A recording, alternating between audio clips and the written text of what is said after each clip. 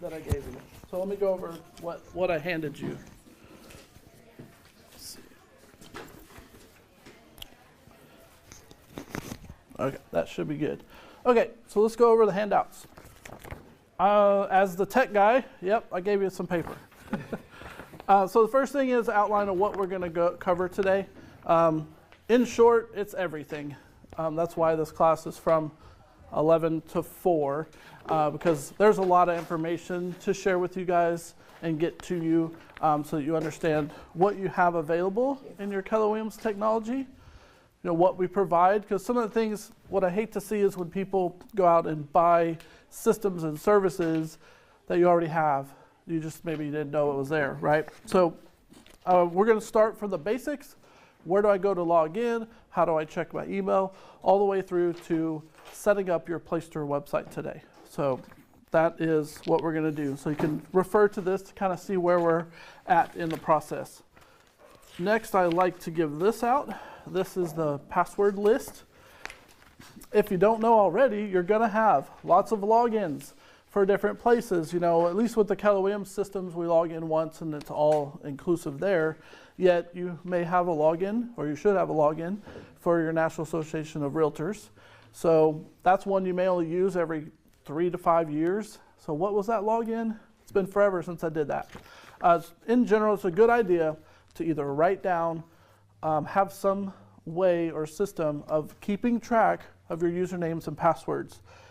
There's software out there that can help you with that, like LastPass and Keeper. You can put those on your phone, and you can look up your passwords that way. Google spreadsheet, whatever you want to do, just write it down, have it available to you, because it sucks when you have to spend a lot of time looking up or resetting a password when if you had just written it down, you go right in, right? So it's cool. Next, this one is all about Kelly. We're going to be downloading, installing, if you haven't already, Kelly to your phone today. Well, this is a kind of a reminder of some of the stuff we're going to go over that you can ask Kelly for some of the things that she can do. All right? And then the last page is support. So pretty straightforward. If you don't have this one, let me know. The handouts might have gotten mixed up. So just information on where can I get help. So obviously you can always reach out to me. Okay. Cool. Thought so, because I had some extras, so I was like, must have got messed up. There we go. All right, so this goes over, obviously you have georgetowntraining.com. I'm sure you've heard of that so far. All the different support places that you can go to for help. One of the big ones is just KW support, the third one in the list there. That's the 306-7191. It's a local number because Keller Williams International is in Austin. So that's cool for us. And you can also email them at support@KW. That's kind of your first place to go if you're having issues with any of our KW technology and whatnot. If you know what specific system it is and you're having trouble with that system, so maybe it's .loop, Market Leader, or your Placer website, so then we can access those particular support. And these are customized to KW, as you may notice. Like the Placer support is support-kw@placer.com. Do you need one of these? Yeah, I didn't get a support. There you go. There you go. All right, cool. Okay. So great reference tool, just a place to get help, and then my information is at the bottom, phone number and email. To reach me, the best way is text, call, and for non-time sensitive stuff, you can email me. All right? All right, cool. So let's get started. So we're just going to go over general basics. So welcome to tech orientation. The ground rules, typical classroom, basically be nice. If you need to get up and go to the restroom, stand in the back of the room, tired of sitting, whatever, we're all adults here. And then we trust you using your devices for the class and that they're silenced. All right. So just a quick recap. What are we going to learn today? So it's basically that first page that I gave you. Just a quick recap. So let's jump in. First one is, how do I access the Keller Williams systems? The best place to go is mykw.kw.com. There's no www in front of that. It's just mykw.kw.com. You go there, log in with the username and password that they gave you, and that's how you get in. That's the key into just about everything. If you don't remember that, you can always go to kw.com, our company's website, scroll to the bottom, and there's a login option down there. It takes one extra step to get logged in, so if you go to the other one, log in, you're there. All right, cool. Okay, so one of the questions I usually get is how do I change the password that they gave me? Because sometimes they give you that random password. So to do that, you'll log into mykw.kw.com with that random password, and you'll point to technology at the top. That's going to give you a drop-down screen, and in the drop-down you'll see the change password option. So if you ever need to change your password to kw.com, your main system, you can do that there. All right, so one of the things I need to tell you about this presentation is I built it so that pretty much anyone with good tech knowledge of our systems should be able to run it. So with that said, several of the videos and stuff that I've done are me doing the video, which is really great because it helps save my voice a little bit, and it's always right. So the first video is this one. It's called the 30-second history of e-Edge. So it's basically going to talk about what technology we started out with, what we have now, and a little bit hint about what's coming in the future. All right, ready? Hey Bruce, yeah. I don't know if your mic is working. I mean, that's certainly very loud. I don't feel like I'm hearing you. This is for the recording, not amplification. So do I need to speak up? Okay, got it. Got it. Is there a Wi-Fi password? Yeah, Wi-Fi password is? Welcome home, exclamation point, capital W, capital H. No, capital W, capital H. Got it? Got that? And you'll see KWGT. Wow. Okay. All right, I'll start the video and I'll come around and help you get connected. Okay. Hello, awesome agents. My name is Bruce Rodden, and I'm here to give you the 30-second history of KW technology. So, right now we have 3 websites and 2 emails. So hopefully this will explain a little bit about that. In the beginning, when websites became a thing, KW said we all need a website. So the yourkwagent.com was made. That was our first website. Then, as time went on a little bit, the next big thing was email. So we said all of our agents need email. That's when the @kw.com email was created. Fast forward a little bit more, and we get into paperless transactions, e-signatures, and all that good stuff. That's when the e-Edge system came into place. With the e-Edge system came another website. That's your that's your .kwrealty.com website and your @kwrealty.com email. Now with the e-Edge system comes on those more websites. Now it is the beginning of 2017, and we now have access to the Playster websites. So that would be our third choice of website, and actually be your first choice as the one to set up. So I hope that gives a little understanding as to why we have 3 websites and 2 emails. Going forward though, I believe Playster is the right website to set up right now, and I believe Playster may in the future take over where some of these other websites currently are, and we'll get back down to 1 website, 1 email. Wouldn't that be great? All right, so this is a 30-second review of how we got 3 websites and 2 emails. Thanks. All right, cool. So that kind of, if you could hear it, maybe some of it, they basically explained, we went from, email became a technology, we got that. Websites became a thing, we got that. And then it's evolved over time to where now Playster is probably our best site to set up from all the different choices that we have in KW. And then you probably have heard about, or all know, or familiar somewhat with, they're going to be launching new technology next year that some of this stuff is going to change, some of it will still be here for a little while, but eventually everything's going to get rolled over into Command, which is Keller Williams built technology that we own and control. Right now, what we've been doing over the past years is hiring third-party companies to provide us with services, right? So we're going away from that. We're going to building that technology and those services for ourselves. And a couple big things around that are driving that. One thing that may be a driving factor is, we use .loop for our transaction management. Well, we signed on with them. A couple years ago, Zillow bought them. And so now we're using a tool that's owned by a company that's kind of potentially a competitor. So it doesn't, that doesn't feel great. So one idea behind that is, well, we need to build our own stuff so that no one can buy it or it gets taken over by another company, acquisitions, those kind of things happening out there, that we own it.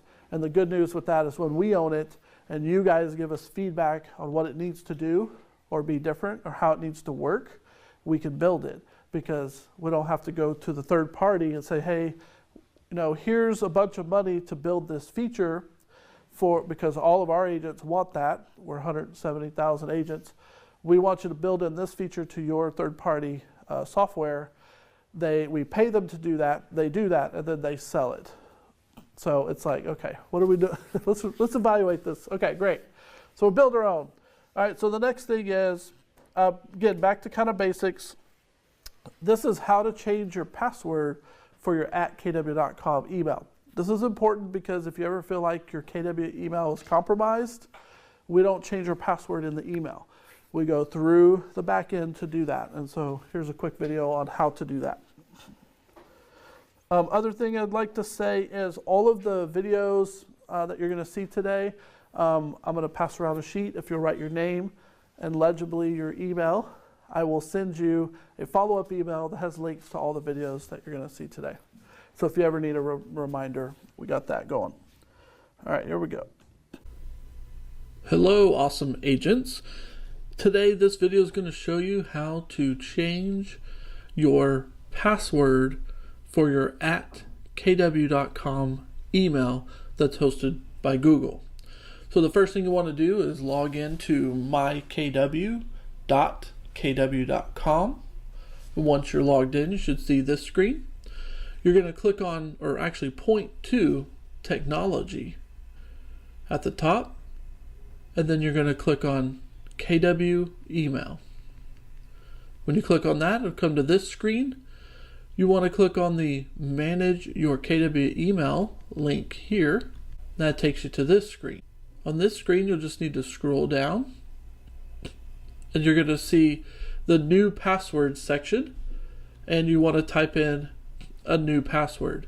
Remember, the password must be between 8 and 20 characters and consist of at least one uppercase letter, one lowercase letter, and one number. So really it's one number and a cap. That's what you need, and 8 characters minimum. Type it in there twice, then hit the Save New Password button, and you will be good to go.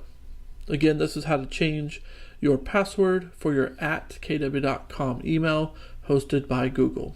All right, so that's how we do that. So how do you access that email? So our @kw.com email is powered by Google, which means we go to gmail.com to log in. So you're going to log in with your KW email address and your email password. If you don't know what that is, that's how you could have changed it so you did know what it is. So that's how we check that email. Now we do have one other email account that's part of our Keller Williams systems. This one may not be the one that you use on a daily basis because it's not the best interface. It's really not. The Gmail one has a lot more flexibility and power, but it does exist, so let me show you. So there's an email account you have that's at kwrealty.com. So that's going to be something at kwrealty.com. This email is provided with Market Leader as part of the eEdge system. So it's there. Here's how you check that. So when you log into mykw.kw.com, right in the middle, you should see your eEdge control panel. As long as it's activated, you'll see, my transactions, my contacts, and all that. One of the options there is my email, and it says eEdge messages. That's where you go to check this @kw.com email. So if any new messages pop in there, you want to click on that, just take a look, make sure nothing's important there. Now, when it comes to email, it's all about what are you promoting. So you could use your @kw.com email on your business cards in your business, and that's what you're promoting, giving to people, and that's how they're going to be able to respond and know, your email address. You could be using your own personal Gmail, whatever you want for your business, that's your choice. So if you don't tell anyone about this @KW Realty mail, you probably won't get much there, maybe just some spam and maybe randomly something from time to time. So you won't have to worry about it too much. So there you go. All right. So the next thing to talk about is what we call the Market Center intranet. So basically what we have access to in our KW system is a Market Center intranet, which is basically like an internal Facebook. That's basically how it works. So you log in, you can do posts and whatnot. So let me show you a video to kind of introduce you to that. First of all, here's how you get to it. So basically, when you log into mykw.com, you'll see the quick links box in the bottom right. And then you should see one that says MC986 intranet. So Georgetown number is 986, so it'll say MC986 intranet. And when you click on that, if this is the first time you've clicked on that, you might see a screen that looks like this that says, hey, verify your information. Is this a good email address for you? And whatnot. If everything is good, just say yes. And then now I'm going to play a video that kind of introduces you to the site and what we use it for. How do you stay focused on lead generating and marketing your brand and find the time and resources for events, training, and important messages that are happening in your market center daily? How do you come above the daily noise and get the just-in-time message that you need? This is where the office's Market Center intranet can help you gain access to training events, important announcements, access to your office documents and calendars, find agents, and more. In this session, you'll learn how to use this community communication tool to share announcements and documents with other members. Anytime an associate is added to the MyKW white pages, all roles are synced with those in the Market Center intranet. On the start page, you'll see the blend. This is your news feed. It's a series of posts made by members of your community as well as by system administrators. The following buttons appear next to the blend. Office posts. This is a filter or view that will show only posts made by system administrators or Keller Williams Realty International. Associate posts. This is another filter or a view that shows only posts made by intranet members. Community posts. This will show only posts from the community newsfeed, which pulls posts from the KW blog or blog.kw.com. And click the search icon or the magnifying glass to filter out posts on a specific keyword. Now, let's say that you want to post an open house hosting opportunity for another agent in the office. You can start by clicking on Add a Post. Most individuals are added as associates, so when adding a post, most will have the option to choose Associate Post. Next, you'll be prompted to select one of the channels for publishing your post. For this example, we'll click Have Item Listing. Complete all the fields as instructed on the screen, being sure to complete all of the required fields. Post a link URL if you have one, and scroll down the page. Post your blurb, then click Publish Post. Posting a blurb only allows 190 characters, so if you need to add more details, click on Add Full Message. Clicking on Full Message will bring up an editor tool that you can use to enhance your message. After publishing your post, it will now be visible to all members of your intranet. It will appear in the blend as well as in the filter that shows only posts from members of your intranet. When important information relevant to you becomes available, you can choose how you're notified by setting up your communication preferences. Click on the gear icon in the upper right-hand corner. In the Preferences page in the Notifications section, select whether you want to be alerted of notices and posts by any or all of the following methods. On screen, that will be visible on the private intranet. Text message. Those will be sent to the mobile phone number that you have in your White Pages profile. And email. This will be sent to the email address that you have in your White Pages profile. Scroll down towards the bottom of the page until you see the Email Digest section. The Email Digest is a summary of new posts, those added in the last 3 days, and other content of your private intranet. Select how often you'd like to receive the Daily Digest. Click View Example to see what it looks like. And when you're finished making your choices, click Update Frequency. Next, let's look at how you can connect with other members of your Market Center intranet.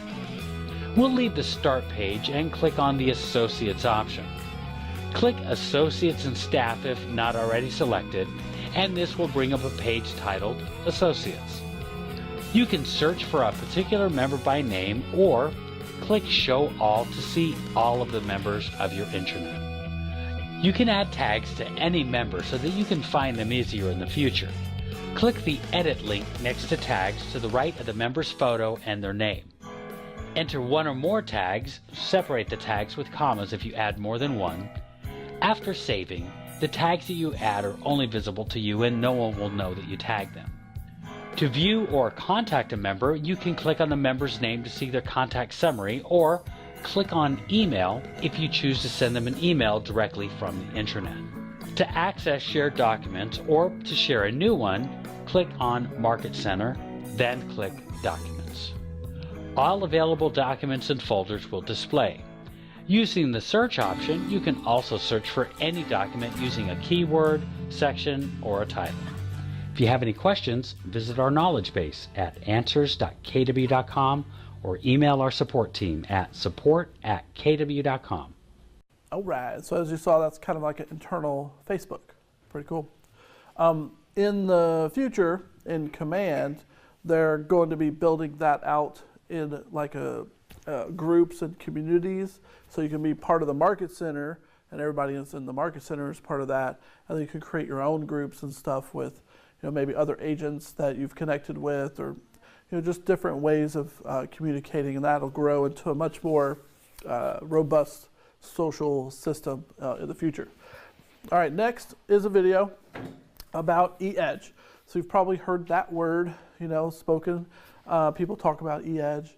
That is basically what we've called our system that provides you with a lead to close solution that can be completely paperless with the electronic signature and all that stuff.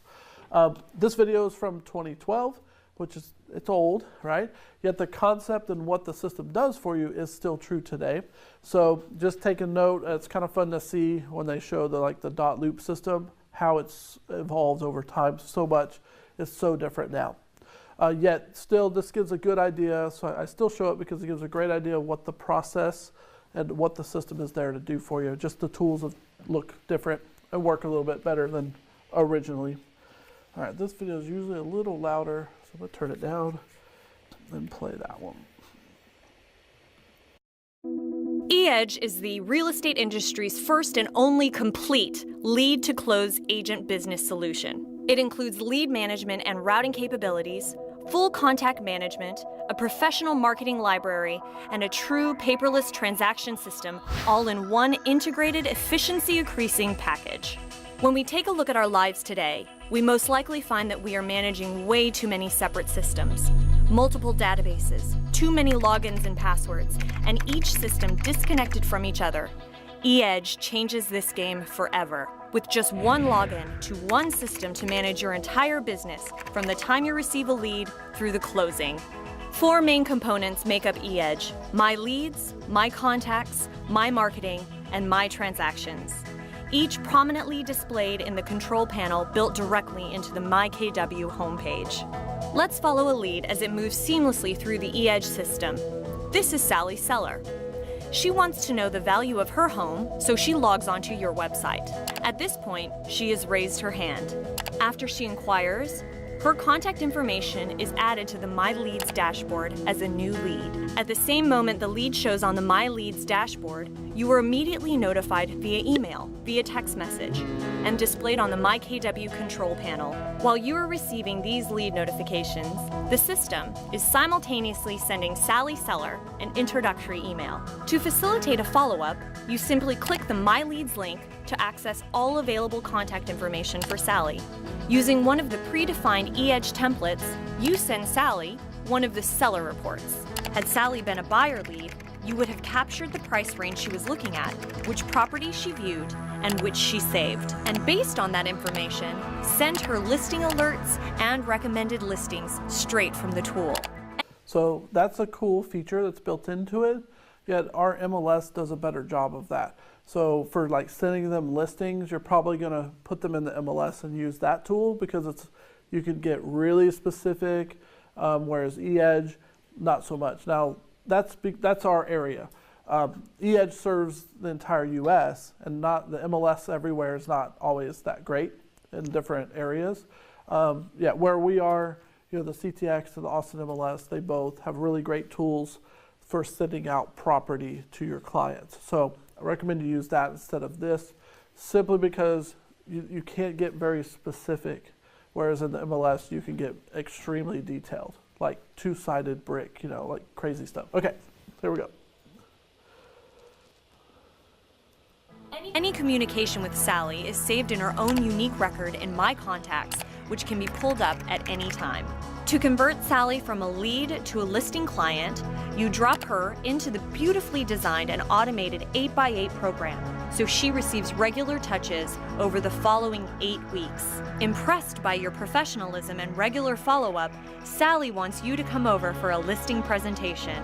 In preparation for the appointment, you print and hand deliver a pre-listing presentation direct from My Marketing. You then print an eye-catching listing presentation utilizing My Marketing.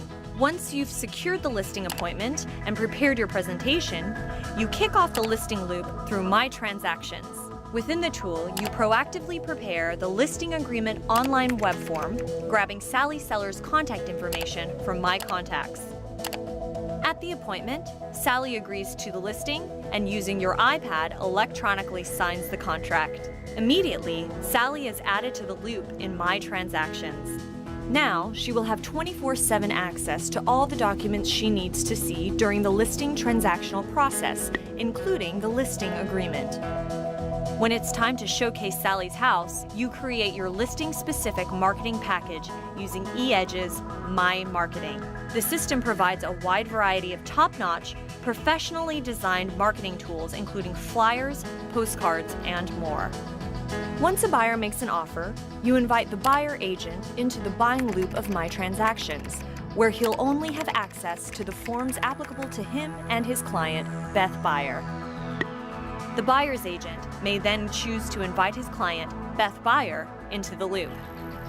Robbie Realtor has the ability to create the offer through online contracts, disclosures, and local forms signing electronically. And if any of the parties in the transaction do not want to sign electronically or utilize online forms, they can always take the more traditional route and print the documents, collect hard copies of the signatures, and then scan them into the My Transactions system for storage and reference. Sally, not quite satisfied with the initial offer, counters through you as the agent, and changes are made to the forms online and back to the buyer's agent for Beth Buyer to consider. Beth Buyer accepts the new terms and signs electronically. All the way from listing to closing the sale, not a single piece of paper has been created, and everything is stored in their respective loops.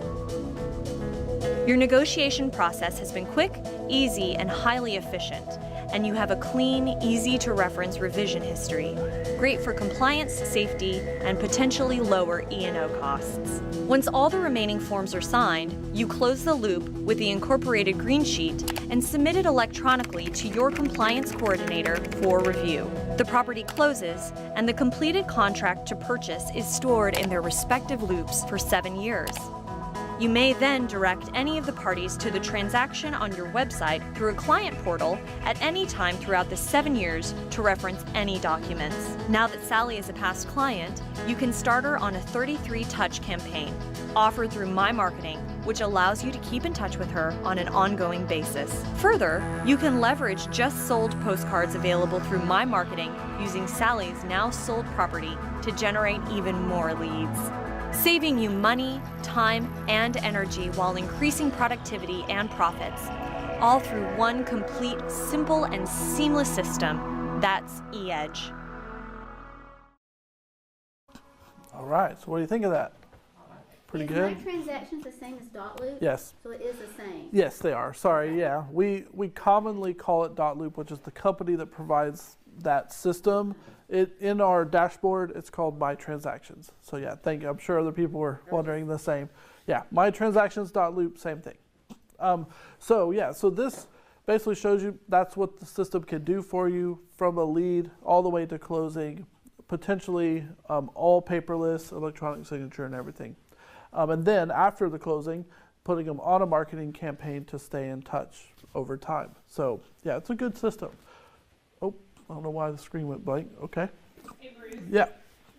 on the marketing thing with the Yeah. campaigns, is that something that's free or is it paid?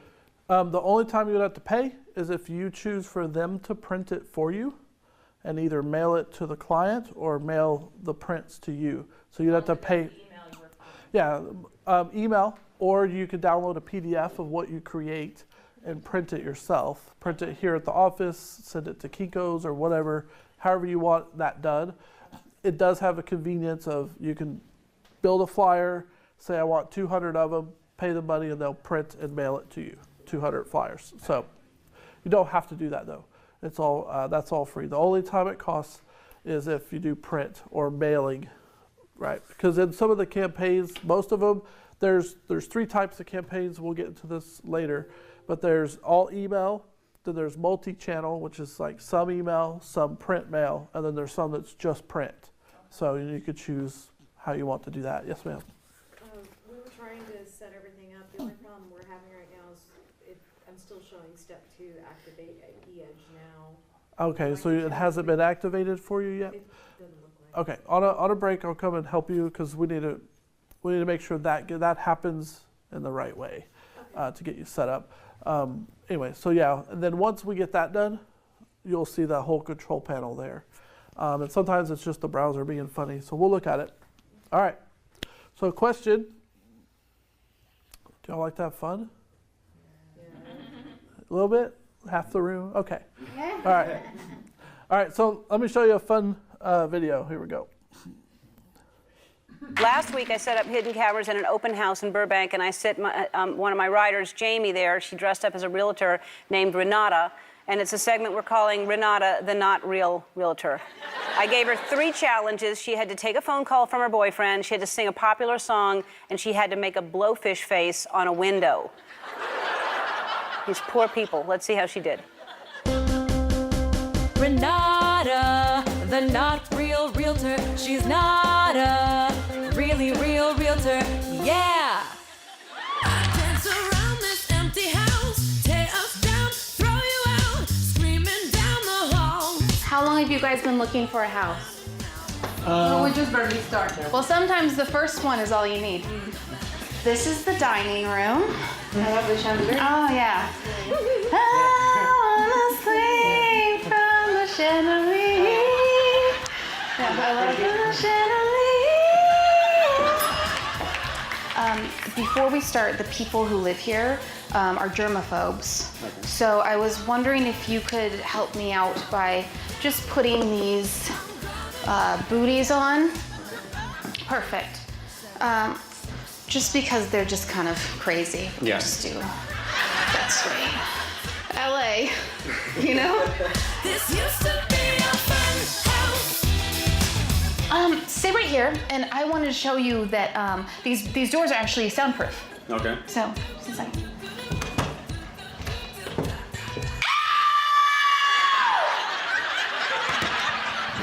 Do you hear me? Yeah. Oh God, I'm sorry. Here is a great feature of the house. If you guys have kids, so.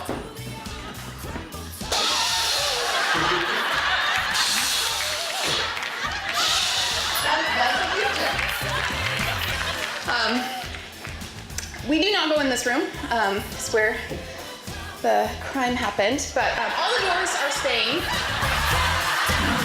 Okay, here's the master bedroom. You guys don't have kids yet, but that's where this happens. Oh. My phone is buzzing. Just give me 1 second.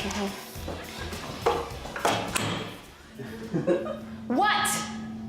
I told you I can't talk right now. I am at work. Do not turn this around on me. Do not. You will not hang up. I'm hanging up on you. You will not hang up on me. Get out of here. Because one of us has to work. That's why. Okay. We'll talk about this when I get home.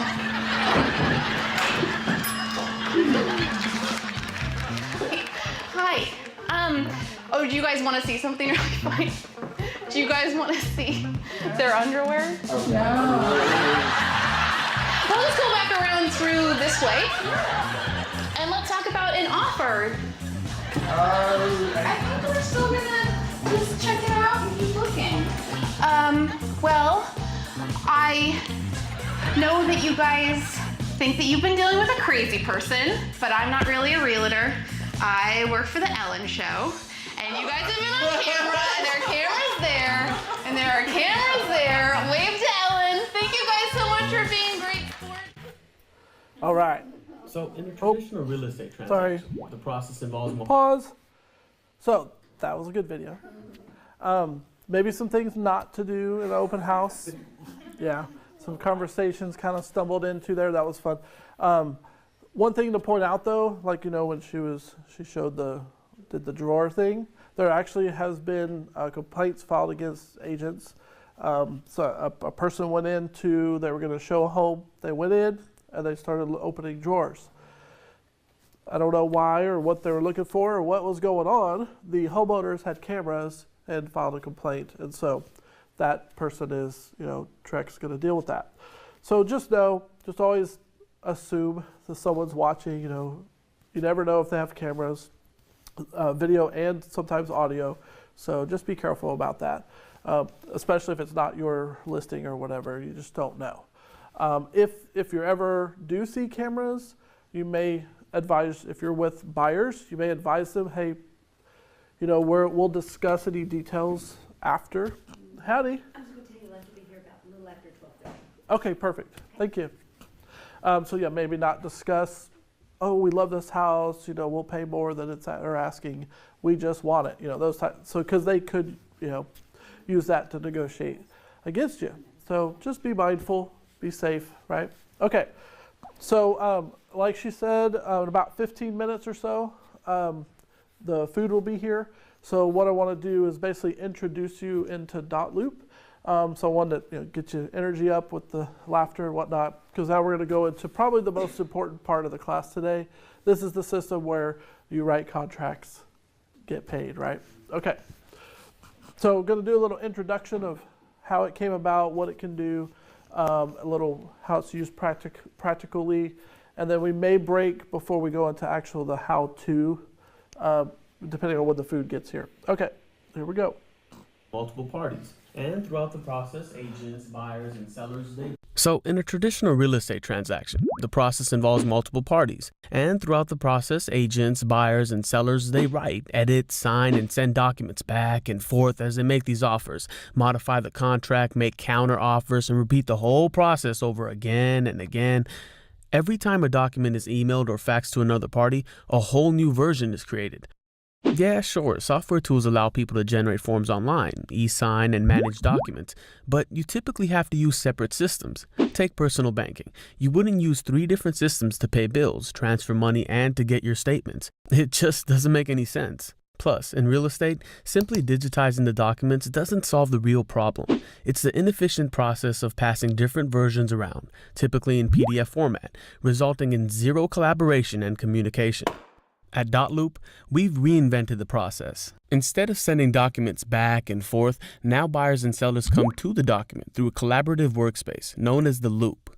And yes, sharing, signing, storing is all a part of this. In the loop, parties interact on top of the document. We call this technology version now because people are always working on the most current or now version of this document. So when the buy side decides to make an offer on the sell side's property, they're no longer taking a PDF document and sending it via email or fax. They're simply giving the sell side permission to interact on the same set of documents in real time. Oh, with Loop, brokers and managers benefit too. Transactions are visible through the broker dashboard, a management and compliance portal where the broker or compliance manager can review everything through one simple solution. Operations become completely paperless and compliance is streamlined, lowering risk and reducing overhead. One user invites another user for free to work together. As more people join, people close deals faster, clients get a better experience. We're all working together. Don't be left out. Sign up to join the Loop movement today. Hey agents, come to the My Transaction training that's part of your eEdge system. That's on the training calendar, roundrocktraining.com. Come check it out because you don't want to be like the agent in the next video.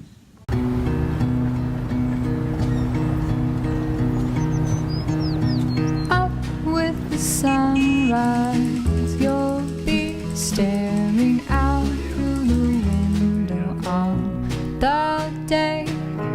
I'll be another waking shadow cast on the covers of your bed. Give me another waking moment, shine against the solemn gray. Tell me the season's almost over. I can wait. So goes another winter, slowly hands in the pockets of my coat. You'll be first to spin your story. I can wait. Hey Matthew, it's Marie. I've thought about it all week and I'd like to make an offer on that place on Panorama. Seriously? I need to come down to the office to do that? No, I don't have a fax number. I can't just sign these things online. A scanner? No, I don't have a VCR either. I'm not even gonna be here tomorrow. I'm leaving town. Matthew, really? There has got to be a better way. When the daylight leaves you staring out in another undertow, I can wait. I can wait.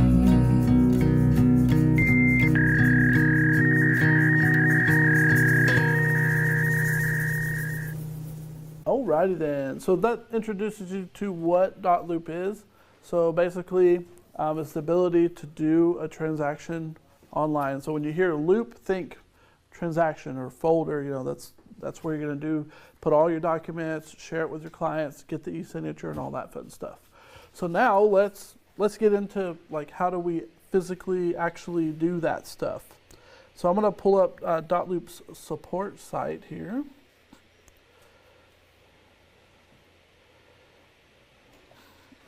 And we're going to run some videos off of that. Oh wow, that's very small. Let's see if we can change that.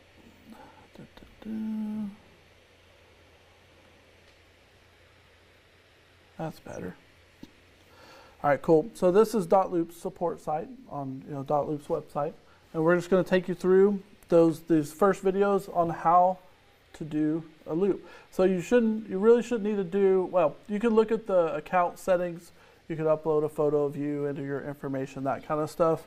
But what I want to show you is how to create a first loop. So we're going to start there. And then just to preference this, so we're going to start, it's going to start showing you inside the Loop system.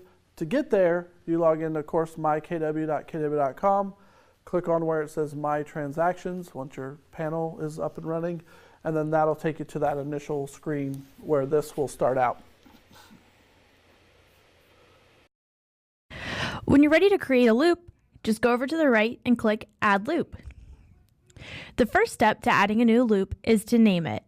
Now, if you're working with a listing, you'll want to name the loop the property address. If you're working with buyers, go ahead and name the loop the buyer's names. You can always change it to the property address once a property has been chosen. This allows you to have one loop per closing instead of multiple loops per closing. I'm going to name my loop after my buyers. Bob and Betty buyers. Once my loop is named, we'll click continue on to the loop template. Now, I'm only going to have loop templates available if my office has created them for me. Next up, I can add a photo. You can add a photo of the property or of your clients. And then once you click done, Dotloop's going to create the loop for you. Let's go ahead and view the loop. Now I have a place to work with Bob and Betty and add documents, add Bob and Betty to the loop, and add any necessary tasks. Is that complicated? Not too bad, right? Basically just need to start a loop, give it a name. Like she said, it's best if you're doing a listing, name it probably the property address so it's easily identifiable, and then go from there. And with buyers, you probably don't have a home picked out just yet. You're just getting started on that process. So that's how we basically create a loop. All right, so now here's how we add documents to a loop. Begin adding documents by choosing the method you wish to add documents to your loop. In this video, we're going to add documents from our templates. Documents added to your loop from your template section are often interactive documents, meaning they will autofill for you and they have fields already placed on them for you to fill in or sign. These documents are typically inherited from your brokerage or association. Once you click on templates, this new window will appear. In this window, your folders are on the left, and when you click on a folder, the documents will appear on the right. You can check off the documents that you're looking for, and you can also use the search bar to narrow down that list of documents. Once you've checked off your documents, go ahead and click copy and they'll be added to the loop. Now you can just click on one document to open it, or you can use the check boxes on the left and use your batch open button.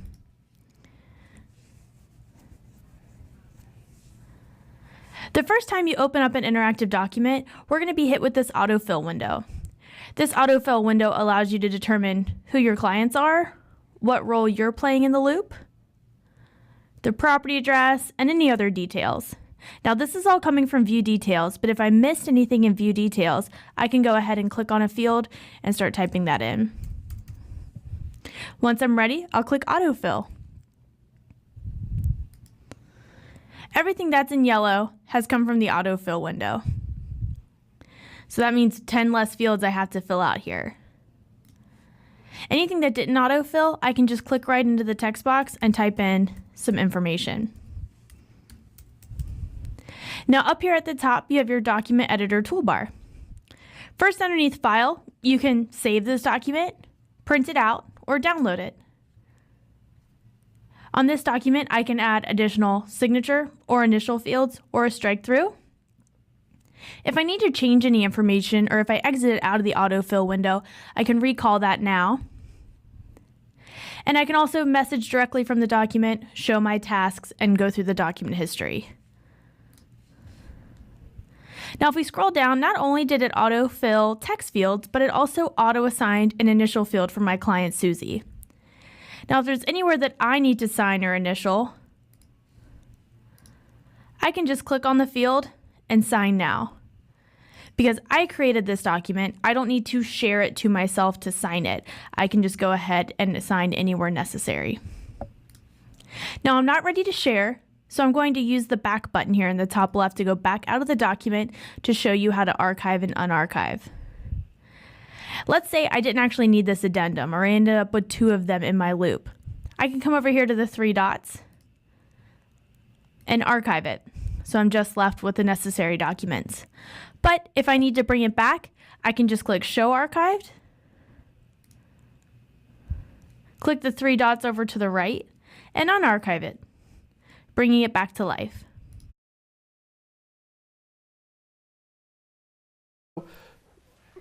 This is basically how you work with the documents in the loop. So you started the loop, right? Then you'll have a list of documents that you probably need to add to the loop. You know, the buyer rep agreement, information about broker services, the wire transfer fraud. You know, based on that transaction, there'll be a list of documents. add those documents from the templates, right? And then when you open those, it'll have the ability to autofill some of those fields. So you put in the information that you want it to autofill. For example, the address of the property. So on the contract, the address goes on the top of every page of the contract. Well, if you put the address in that autofill, it's going to automatically fill that to the top of every page for you. The other piece to this is the people. So you need to add your people in there. One thing that's important to know when adding people, which it'll probably talk about too, I'm going to say it again, is they each have to have their own email address. You can't add two people with the same email because they use their email address plus a password they make up to activate their electronic signature. So if you just can't have two people with the same email. So if one person has an email or they share an email, one of those people is going to have to go open a free Gmail or something just for this to be able to electronically sign. All right, cool. Any excuse me, any questions on that piece at all? No, okay. I have one question. Yeah. So I had someone ask me, you know how you can send it to their email, share it with them? Right. And it goes to their email and then it tells them, you have a document or whatever. Right. And it takes them in there. But don't they always have to sign back in to do that, or does it take them straight there? It depends. Really, the first time they do it, it's going to come up and it's going to show them the document. And it's going to highlight where they need to sign or anything that you've assigned to them for them to do. They'll click all the things. And just like you saw here, the first time you click on a signature, it's going to say, hey, this is your name, right? This is how you want it to sign. There's also a button that you can hit and they can like draw a signature, like with their mouse or whatever. If they're on a tablet, maybe they could write it. And then that adopts their signature. And then once they click all the places they're supposed to sign, then it's going to say, hey, you need to create a password. And then that solidifies their electronic signature. So they do, okay, so they do have to. So going forward, username and password yes, always. it's an email. It's their email address that you put in the loop plus a password they make up when they first sign. Yeah, I had a realtor tell me, they could just go to the email and sign it from there, but never have to create a username and password. And I don't think so. Yeah, I think they have to create an account because they have to agree to using electronic signature, and that's part of that whole process. Right. At least last time I saw it, that's how it was working. And then, all right, so the other part of that is when you add your people, you got to assign roles. So you can say this is the tenant, this is the buyer, this is the seller, right? And then you assign yourself a role. I'm the buyer's agent, I'm the tenant's agent. And then that way, when you open these documents that are templates, they're smart. They know, okay, the buyer's signed here, the seller's signed here, the agent signs here, and it'll auto-populate or auto-assign, I should say, who needs to sign where, right? So that makes it very seamless, pretty easy to use. So next one. I had a quick question. Yeah, go for it. So title companies we don't have those templates, so they typically want you to use DocuSign, right? For what documents are you speaking to? Or appraisals, anything that requires other electronic signatures. You're saying they're not willing to do .loop? That's why they want you to use. Well, they usually push what they send the document. It's usually DocuSign. So would we have? Yeah. What would we do there? It depends. So it depends. If the entity that you're working with on the other side is like, here, fill out these documents using DocuSign, your clients could do that. Or the other option is what I'm about to show you next, is you could take those PDFs, upload them into .loop for your clients, and then assign them signatures. And then they can sign it using the .loop system instead of DocuSign or whatever else there is. And I like that because it saves us money because we don't have to. You don't have to be a member of DocuSign. You don't have to use any other system to get that done. Yeah. So in short, if somebody sends you a document to be signed, they're typically sending it to you as a PDF. You can take that PDF, upload it into .loop, edit that PDF, assign signatures, and do all that fun stuff. It's just a lot more manual because the system has no idea what that document is. Right. It doesn't have a way to know that.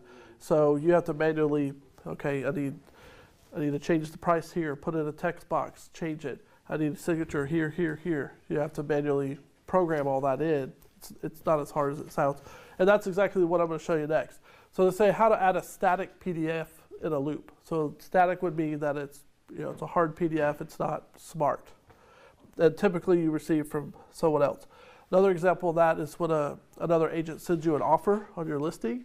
They're typically, maybe they DocuSigned, maybe they dot looped, whatever they used to get their client signatures, they typically just send you a PDF. And so for my clients to interact with that, I'm going to put it to dot loop, and if they want any changes like counter the price, and then I add all the signature boxes, we sign it, and then I PDF it back to them. So this will answer a lot of that. That's what this one is about.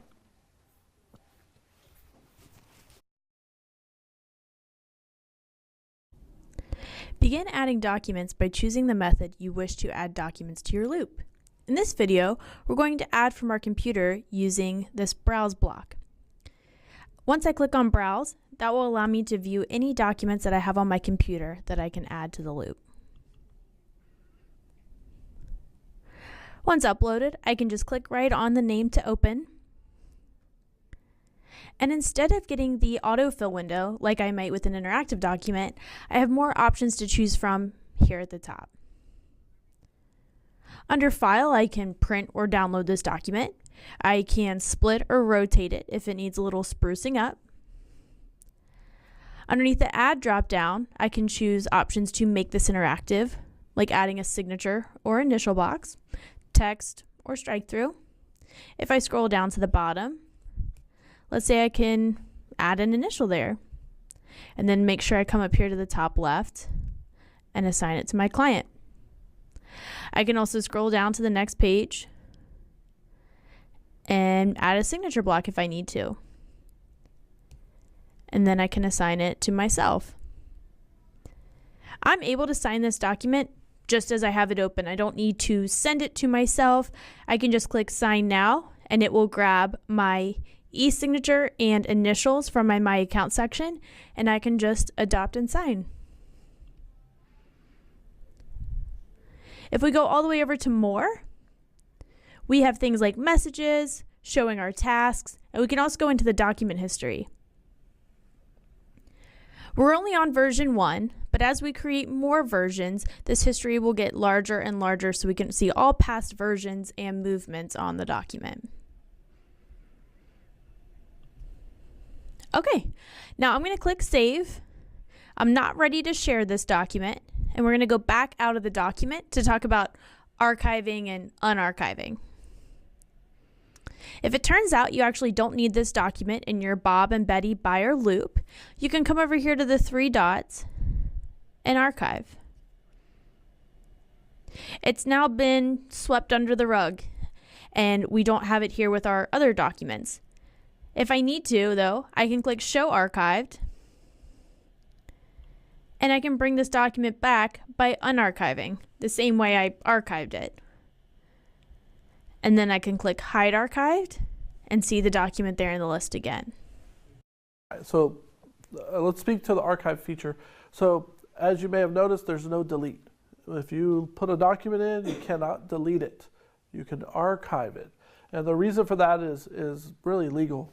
And so it's not going to happen to any of you if you get a lawsuit and they said, you deleted it. It was there and you deleted it. Well, sorry, it's not in the archive. It was never uploaded. It was not deleted, right? Because we cannot delete out of the system. We can only archive. And that's for the legal purposes. Also, they kind of hinted to it. There's a thing called the activity feed. You can click that, and then it'll show you everything that's going on in that loop, like document added, person viewed it, person opened it, person signed it. So you can see all that going on in the transaction. And that's a good one too, because if, again, someone's in a lawsuit, I never saw that. Well, it says right here, you viewed it. Here's the date and time, and they can trace that down to the IP address of where they were when they looked at it. So, good stuff, just to keep us, safe on that regards. So, would y'all rather it be archived rather than replaced? You can replace that. Right, replace is better. So what she's talking about, so let's go through a scenario.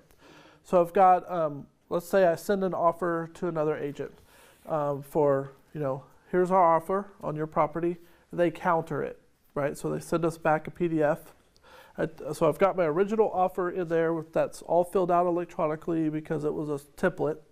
We get the PDF and email. We're going to take that PDF, upload it to the Loop, and then what you could do is you could drag that new document and drop it right on top of the original document, and it'll say, do you want to replace this one with this one? And basically you say yes. That way it's history. So now it's in the same chain of this document went from this to this. Instead of just archiving it, it would be a separate document. So it's better to replace. The other nice thing about the replace is usually, when they send you that PDF back, it's going to say counter or, they've shortened the name of the PDF or whatever. If you've got the original template, it says the 1-to-4 family contract, the legal name of that document. When you do the replace, it maintains that original name. So it still looks really good because it's the actual form name instead of just like offer. You know what I mean? So I like that part of it. All right, cool. So any questions? Any other questions on this part? We'll go on to the next. Okay, great. All right, so next to show you is how to share. So we've kind of mentioned this so far, but how do we get the documents to our clients? So that's this one.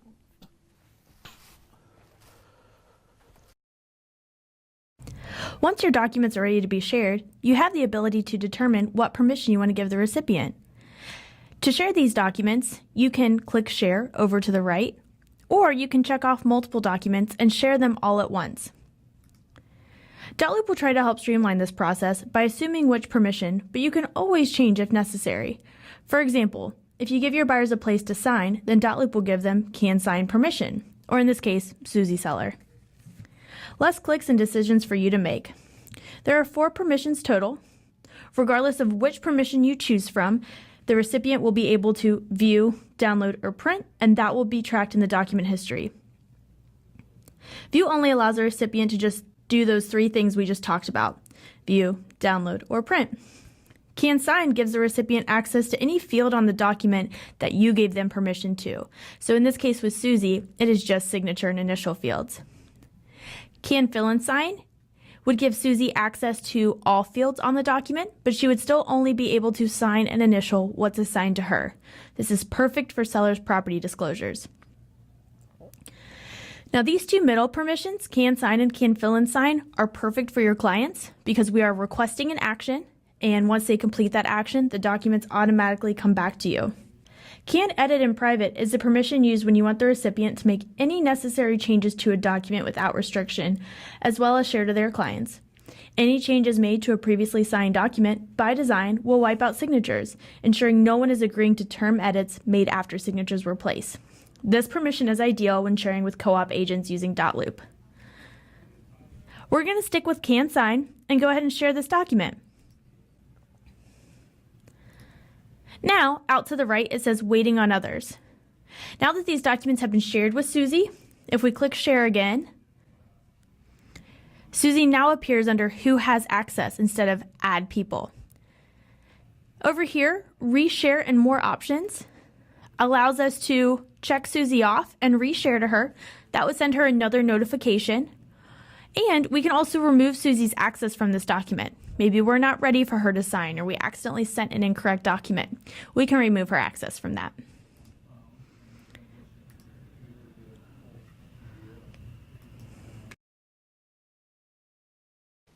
So any questions? So there's different levels of sharing.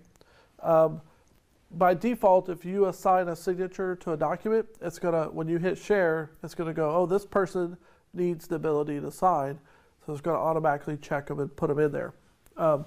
The different statuses, again, just to reiterate, the edit, the fill and sign, that one, the only 2 forms I could think of that you would ever give your clients access to fill out the form and sign it would be lease apps and the seller's disclosures. You absolutely do not want to fill out a seller's disclosure. That's a liability. They need to do that. And then the lease app has so much personal information. like what's the license plate of your car? Do you have a dog? What size is, how much does it weigh? All those questions that it would take, you literally need to be on the phone with them and ask them all these questions because there's no way you would know that stuff, right? So it's best to give them the ability to fill it out and sign it. Also, to reiterate on the signatures. So the way this works is, so let's say we have two agents that are both using .loop, and you fill out a form, you put the price, here's your offer, and your client sign it and you send it to the other agent. The other agent, there's two things that can happen. One is those clients look at it and they sign it. And then that's a contract. No information was changed. Now both sides have signed. That's a solidified, it locks the form in most of the fields. It knows some of the fields still have to be filled out, like execution date, those types of things. But the price and stuff, once both sides sign, that's locked. The other option is if they make a change. So if they change the price, even if the agent clicks in there and wants to correct the spelling of something, it's going to notify them, hey, you're going to make a change to this document. Are you sure? We will wipe the other side's signatures when you do this. So what happens is your client's signatures get removed, they change the document, maybe counter at the price, and then their client sign, and then it's shared back to you. And then one or two things, your client sign it, we have a deal, or we make an edit, wipes their signatures, we sign it and send it back. So that's how the signature process, the negotiation process works in .loop. The signatures are wiped anytime there's a change. That one is called edit and sign? That's just in general. When you send it to the realtor and that you let them make changes. Edit in private. Edit in private. That's the fourth one down. That gives that agent the ability to edit the document, add their clients to the loop, add their client's signature to the document, fill it out, and send it back. Yeah, that's what you want to give the other agent. Right, okay. But that's if they're in the loop with you. That's if they're going to use .loop, yeah. And a lot of times you don't know. So when that initial share, so like if you're sending an offer to the other side, we don't know if they're going to use .loop. When you hit share, it comes up and says, who do you want to share this with? Share it with the other agent, right? Just the other agent. And then the edit in private control. And then there's a button that says include PDF. So you can check that button, or it's just a checkbox. And what it'll do is it'll send them the .loop email. It says, hey, click here to go into .loop and do it that way, and a copy of the form as a PDF. So if that agent doesn't want to use .loop, they can take the PDF, put it in their DocuSign or whatever they are using for their clients. They get it done on their side, So that is easy to forget about it because it's just a little checkbox. Yeah, that initial time you send that over to the other side, that's the best thing to do is check that box, give them the PDF option. Yeah, it's easier for everyone though if they use .loop because then those forms are smart as opposed to turning it to a flat PDF we're going to have to manually edit after the fact. So there you go. All right, cool. Let's see. We did sharing. Okay, so we're gonna do the people, how to manage people, and then sharing documents with other agents. And then I see the food has arrived. Yay! So then we'll take a break. We'll assess the time. So if you want to do a 30-minute, 45-minute break, or just come back in here and eat, keep going. We'll discuss that. So think on that. We'll watch these last two videos, maybe 5 minutes.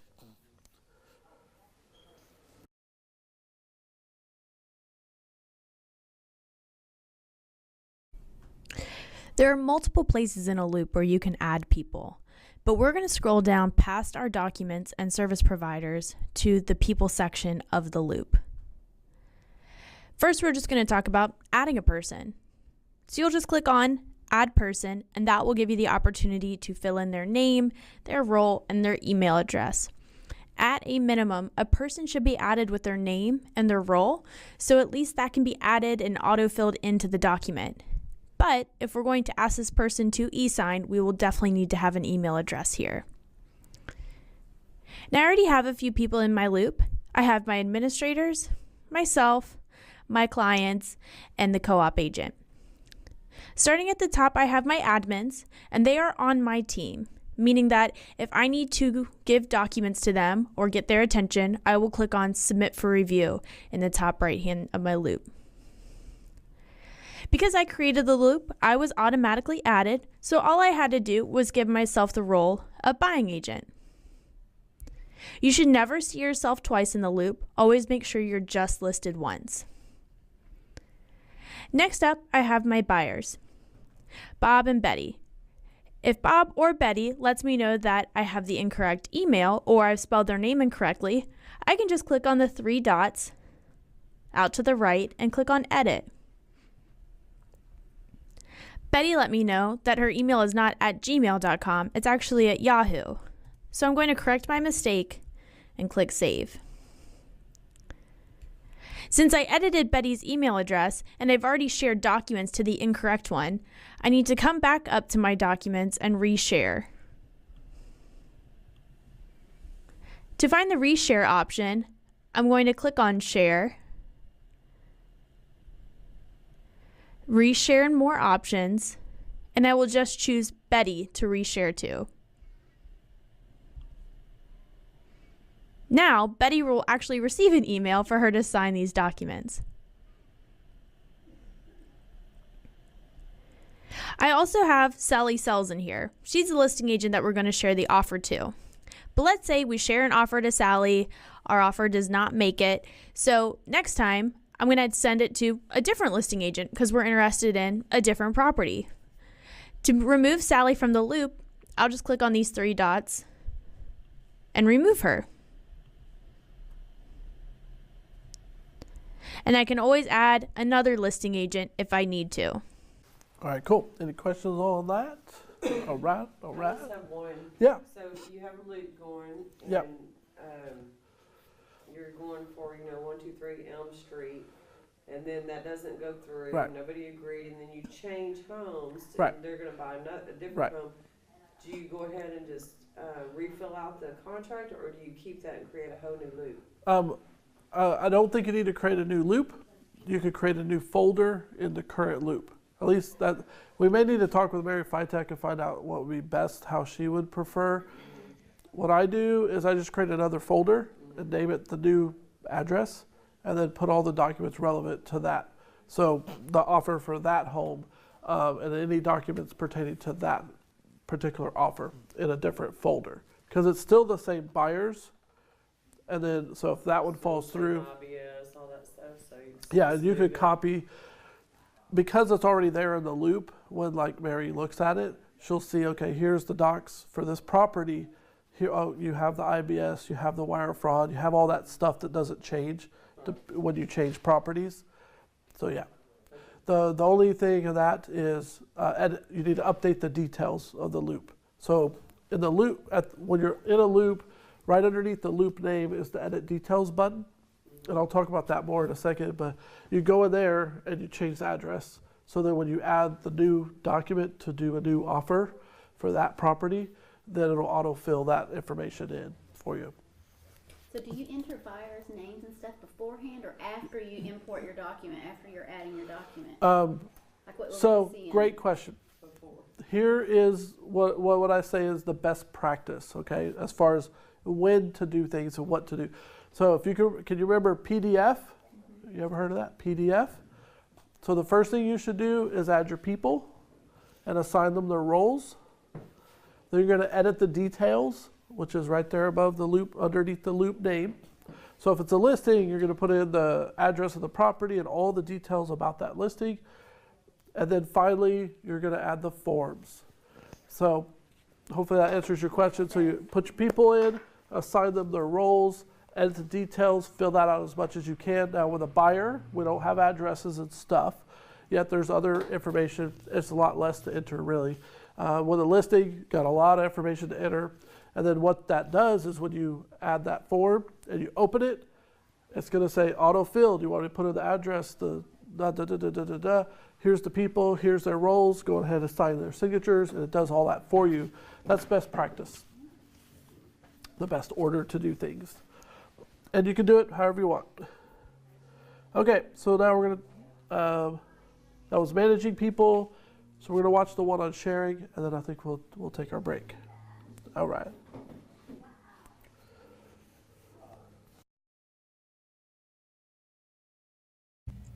This video is going to discuss how to share documents with other agents, whether they use .loop or they do not use .loop. One thing I want you to remember, one takeaway from this video, is that no matter what permission you share the document with, the recipient will be able to open it and print or download. They don't have to use .loop to get the document signed. They can take it out of .loop and move it into their own software that they're comfortable with. But we are going to talk about some best practices on how to make it easier on them. So first, when we share this document, we want to share it to Lisa, and she's the listing agent. Now, because we gave Lisa the role of listing agent, it's going to automatically give her can edit in private. If this isn't the permission you want to use, you can just simply change it. If we know Lisa doesn't use .loop, we can give her view only, and we can also come down here to the bottom left and attach a PDF to the email. Enter in a custom message. We'll say that the PDF is attached for your convenience. And click share. So just to go over this one more time, we checked Lisa off, we gave her view only, we typed a message, and we attached a PDF. All three of those things are really going to work together to create a great experience for Lisa. Now I just switched and I became Lisa, and she received the document in her email. And she can see that I've attached a PDF for her, and she can scroll down here to click and open the PDF, print or download, or if she clicks on the link, she can view the document in print or download from this view. Now, if we stick with what .loop gives us permission-wise when sharing, and stick with can edit in private, it's going to look a little bit different from Lisa's point of view. We can still attach a PDF if we need to. And I'm going to become Lisa again. Go back out to her inbox. Now when she clicks to view the document, she has more options at the top as to what she can do with the document, but you can still see here it's very clear how to download or print, even if you don't check the box to attach a PDF. Alrighty, so all the things that I showed you with .loop, you can do all of that on your phone. So get your phone out, go to your app store. So Google Play for Android, App Store for Apple, and do a search for .loop. You'll find the .loop mobile app. The icon is like a smiley circle. It's white and blue. Go ahead and download the .loop app. So once you get the .loop app, you're going to say you're an existing customer. You're going to sign in with the email address and your username for .loop. And you can basically do everything we showed you in these videos from your phone. Oh yeah, I see it now. It says Zillow on it. Yeah, that's who owns it. Yep. Who owns it. Zillow owns it now. Yep. Yep. The circle with the little smiley face? Yes. Yep. So that'll allow you to do everything on your phone. I strongly recommend you allow notifications, because it asks you, hey, do you want this app to be able to send you notifications? I would say yes. And because if you do, when your client signs a doc, you're going to get a notification on your phone that happened, which is very nice. So on my email address, it's saying that it does not exist. Could it be under my KW? If you log into my transactions on here and go to your account, you can see what email address it's registered under. Gotcha. And that would be the one you want to use. All right, great. Okay, so the next thing to show you is the marketing system in KW. So here we go.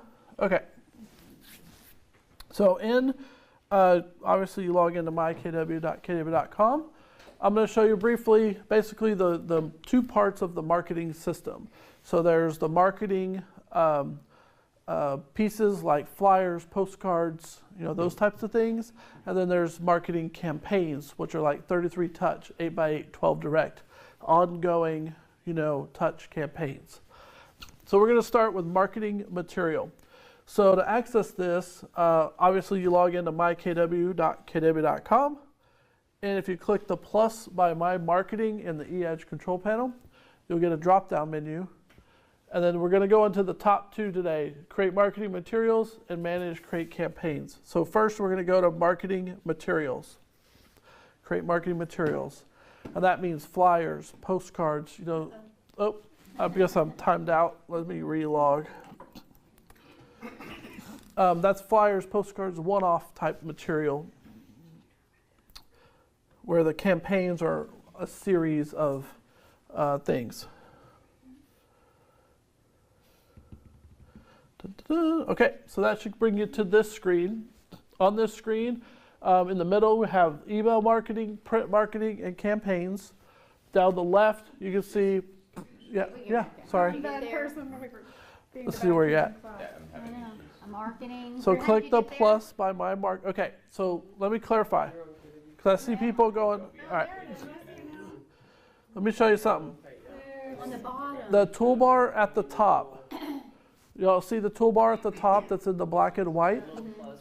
That's the KW. That's like the company's big stuff, right? The eEdge control panel is your stuff, okay? So when I say My Marketing, we're looking for your marketing, not the company marketing. The company marketing, that one's important because that's where you go to get like the KW logos, those types of things.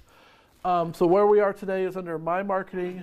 Click the plus and go to manage, create marketing material. Okay, so down the left, I kind of talked about the middle already. Down the left, you have the newsletter, campaigns, designs, images, mailing lists, and then a design library, and then get help, basically. So what I'm going to do today for this demo is I'm going to go to print marketing there in the middle, and then I'm going to say browse property marketing. So today we're just going to create a flyer, and I'll show you how to use the tool, because the editor tool is the same everywhere. Okay, so when you first come here, it says I don't see anything. It's because we need to tell it what we want. So over on the left, I want print and flyer. Yeah, there's tons of stuff in there, so you just have to tell the tool what you're looking for. Okay, good. All right, so you have a bunch of different flyers in here. So I'm going to click on one of these listing flyers. When I click on it, it's going to give me a larger scale preview of that flyer, right? And so if I like this design, I can select that one, or I can go back. So let's pull up one of these. Well, these are kind of the newer designs. I like these. Okay. So I'm going to do this red one here. So you pull it up. If you like that one, then you're going to hit personalize. Now, see where it says choose a listing?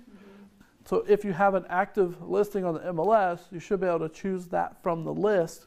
It'll automatically pull in the photos and the property information and auto-populate the flyer with the stuff from the MLS. So if you have any listings, it'll come up right Yeah, there. active listings. Yep, and so I'm just going to do a base one, hit personalize, and that takes us into the tool for the marketing system. So I'm going to show you around this. So basically, I'm going to take you across that menu at the top. So save, pretty straightforward. Hey, we're working on this, let's save it. So the first time you hit that, it asks you to give it a name your piece, save it. Exit, it's the same thing, except it closes the tool after you exit. So if you've made changes, you haven't saved yet, it's going to prompt you to save. Give it a name if you haven't already, and it will close the tool, and you could go do something else. All right, so undo, redo, pretty straightforward. So if I drag, let's say I drag and drop, if I can get my mouse to do what it's supposed to. Here we go. So I go to the corner. Let's say I drag and drop something. I move something, I did something. You can hit the undo, and it'll take you a step back. And then so it keeps track of every movement you make, and you can actually step all the way back to the beginning, So if you make changes or mess something up, you can always go back. All right, zoom, pretty straightforward too. This allows you to zoom that piece in on your screen. And you may want to do that if maybe say you want to, like this photo right here. For some reason I can't move that photo. That's interesting. Yeah, these photos are locked. This is different than what I'm used to. Usually you can move these, but maybe they have them kind of locked. But anyways, so I can zoom in because maybe I want to bring that photo right up against that one and make, okay, so I can still see a little bit of line in between a little space in between those. So you can use that feature to kind of make sure your stuff is lined up perfectly. The zoom feature, or if you just like looking at it larger, that's cool too. All right, next we have image. So if I need to add another image to this, we can do that. So if I click that, drops in an image, and like I said, normally you can drag and move this around. It looks like the other ones are kind of locked in place because it's part of the template. But I can add an image, and when I do that, you'll notice the menu on the right changes. So the stuff on the right here is stuff that I've used before. So if I click on homes or whatever, these are images that I've used before. So I can simply select those from the list. Or I can go to stock up at the top. And under stock, I can do the drop down and pick stock photos. It's images provided for us to use in marketing. You can all right. still use the ones like Unsplash that are... Yeah, you can go to Unsplash and get photos there, yes. Also, then you have the upload button, obviously. So if you click upload, that will give you the ability to browse your computer, pick a file from your computer, and upload it in. All right, so let's go back to kitchen here. So we've got this kitchen. If it's not big enough, maybe we want to put it in this space right here. You can drag the corner, and it will expand that photo. Notice it holds the aspect ratio, so you can't make it like skinny or stretched. It holds its ratio. The other thing to notice is there's these three little, there's a little menu pops up when you select the photo. One is to replace, which lets you select a different photo. It does have the crop as well. So I could come in here, and maybe I want this to be more kind of to fit in that section. Maybe I want it more something like that. Hit done. I'm just adjusting it to crop, and now it fits better in this space, right? So stuff like that. Pretty straightforward. Crop. All right. So that's pretty much it on images. And of course, there's always the little trash can. You can delete it, right? Text box. So these are text box here. So you can click in there. You can change the text.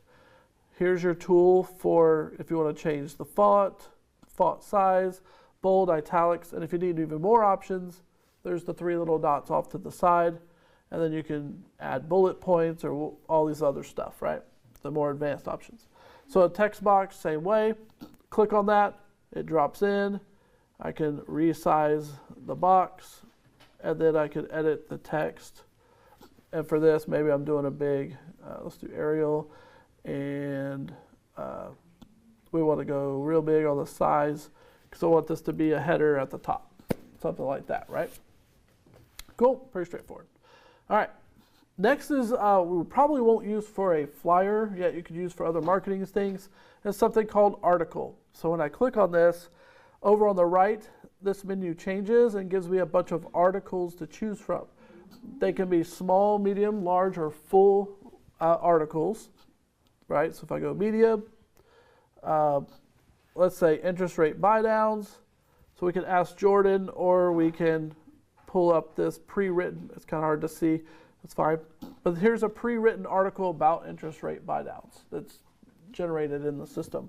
I would review it, just make sure it sounds right, that nothing's out of date or whatever. Or if I wanted to, I could go with large and pull in, large just means more words. Yeah. As opposed to a small article, which would be short amount of words. Again, probably not in a property flyer, yet other marketing places you could use this content to fill in. And then, of course, from there you can highlight, use the tool to change the fonts and all that kind of fun stuff. All right, and then I can move the box if I want it to fit more of this square area. Right, cool. All right, next one is map. So map, pretty straightforward. We drop in a map. By default, it's this type of map. This little button here lets you change the style. So most people probably go with the aerial with labels. That way it gives like a physical what it looks like on a map plus the street names. And then next one is zoom. So of course you can zoom way out or real close, right? So I can zoom in, show that property location, you know, right, for the map. And then just change the address to the address of the property or what you're highlighting, and it'll adjust the map to show that place. The little push pin, do you want to show it or not? So, you know, do you want that to be there? It's up to you. And another cool thing about the map is it doesn't have to be a square. Like I could do one like that and put it off to the side, you know, kind of cool. That works well with that property because it is. Anyways, all right. And then of course the trash, delete it. All right, next we have shapes. So the shapes really just kind of have to use a little creativity with this, but I could pull in a line. So I've got a line here.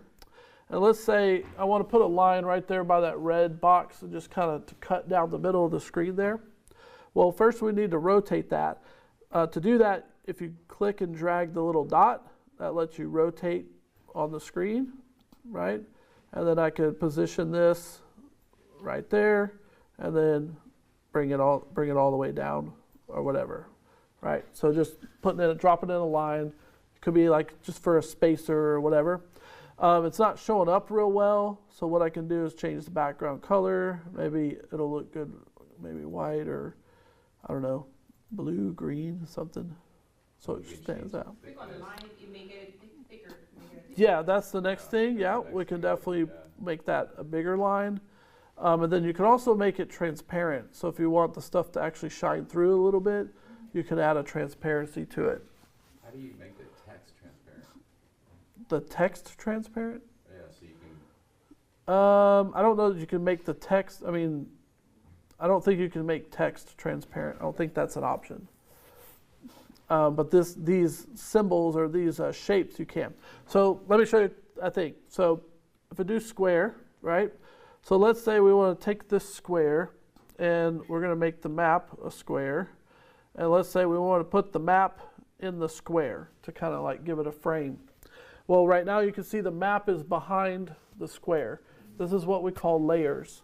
So what I can do is I can select the map and then I'll push the forward or back button, whichever is appropriate, to pull that in front. So now the map's on top of the square. And then I can resize the map down to fit the box, like so. And so now my map is in the box. Pretty cool. So another trick that people do is like, you could do like do a square that's like white square, and then put a picture in it, and then the next one turn it a little bit, picture in it, and have them overlap, so it looks like you kind of threw pictures out, you know. Kind of a neat little, yeah, you can get creative with it, yeah. All right, so any questions on this tool? This is how you edit in the system. Okay, yeah, good question. So once you're done, so we're going to be done. When you hit exit, then it takes you to those options I'm about to show you. If I hit save, it says you know. Right, save just saves it. And then when you hit exit, and then save, give it a name, you know, save, and then it takes you to the screen where you can download a PDF or order printing for this. So if you want to, you can have, okay, so we saved, exit now, takes me out. I can either edit to go back in and continue making changes. I can download a PDF of this, print it myself, send it off for printing, whatever I want to do. Or this is optional. You can have I believe it's Shutterfly is the company that processes this. You can have them print it for you. Now, if you want the fancy cover, it's 3 cents. If you want UV coating, all that fun stuff, put in how many. This is how much it is per $125. They'll print and mail you 250 flyers. Okay? Or do it, download it and do it yourself. All right? And then if you're like done with this one, you can hit the X, and that'll ask you, do you want to delete it? And say yes. Okay, so let's say you built a flyer, and a couple weeks later, you do a price improvement on the property, and you need to come back and edit that flyer. So let me show you how to get back to stuff you've already made. So I'm going to start back at the beginning, mykw.kw.com, and then I'm going to click the plus by My Marketing, and then I'm just going to go back into Create Marketing Material, and that'll take us back into that previous dashboard. And then over on the left, you'll see My Designs. So when I click My Designs, that takes me to my library of stuff. So note, I'm not on flyers, I'm on print, but I need to switch to flyer, and then I can find that flyer I just made. And then edit it, download the PDF again, we'll do it, or order more printing, whatever you want to do. So the good news is this tool that you use to manipulate this stuff, this works in the marketing system for creating flyers, postcards, and it's the same exact tool when you do email campaigns and those things. If you edit those pieces, it's the same tool. Okay? So if you know how to do that, then you're good. So now we're going to switch gears and go over to the campaign system. That's the ongoing email campaigns. All right, so to access that, you're going to log into mykw.kw.com. And then when I click the plus by My Marketing, this time I'm going to go to Manage and Create Campaigns.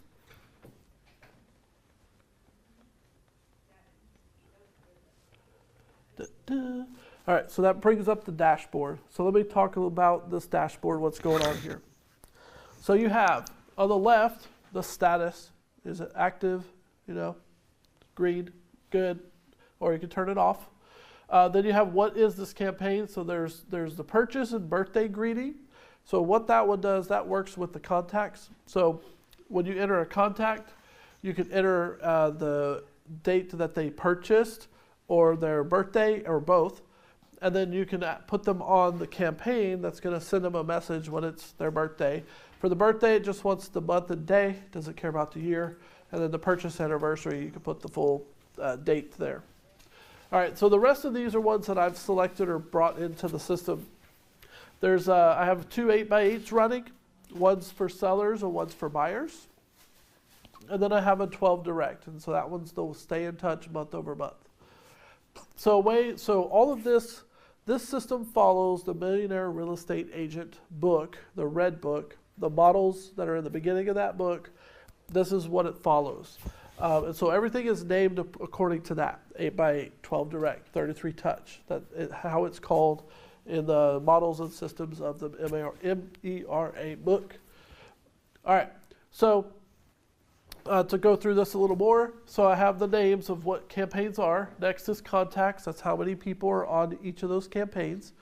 A person can be on multiple campaigns. So I can have them on a purchase, birthday, and a 12 direct. So they can be on all three, right? Groups, so this is a way to manage campaigns. So you could choose, you could do it this way where, so the way I do it is I put a person on the campaign. So it's like, oh, this is a buyer, I'm going to put them on the campaign. Well, another way to do it is you can manage it with groups.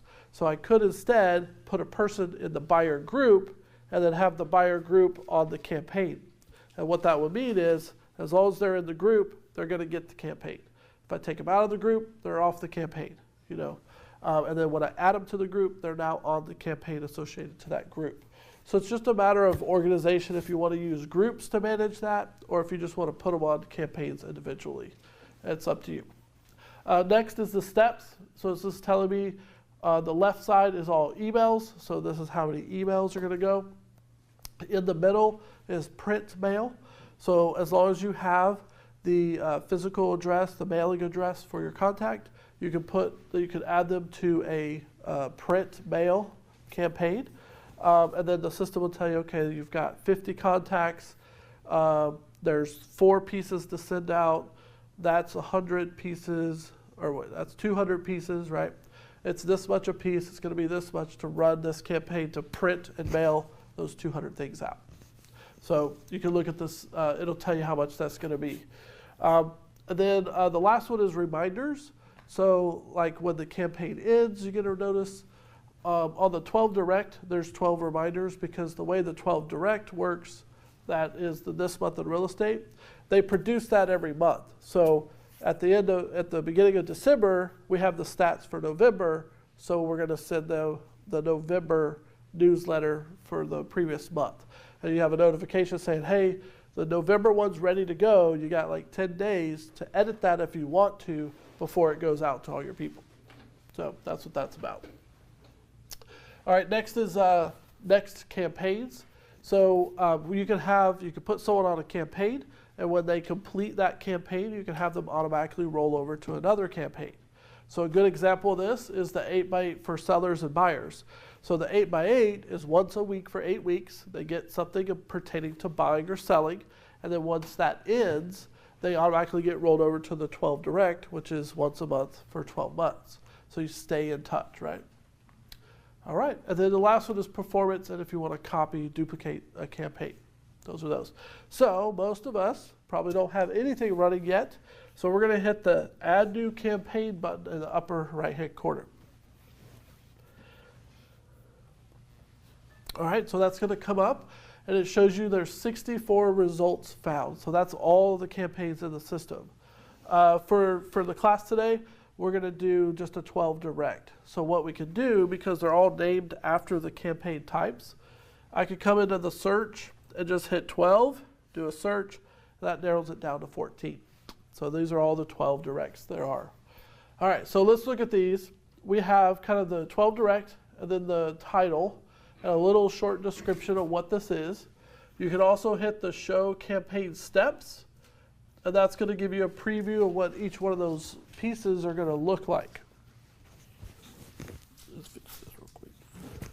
All right. So then if you click on one of those, you can actually come up and see what that's going to look like. So you can kind of take a look at what that campaign is about, what's its style, you know. Then also notice we have, the first one is HTML at the end. The second one says Team HTML. The only difference is that one says how can we help instead of how can I help, right? Team-based.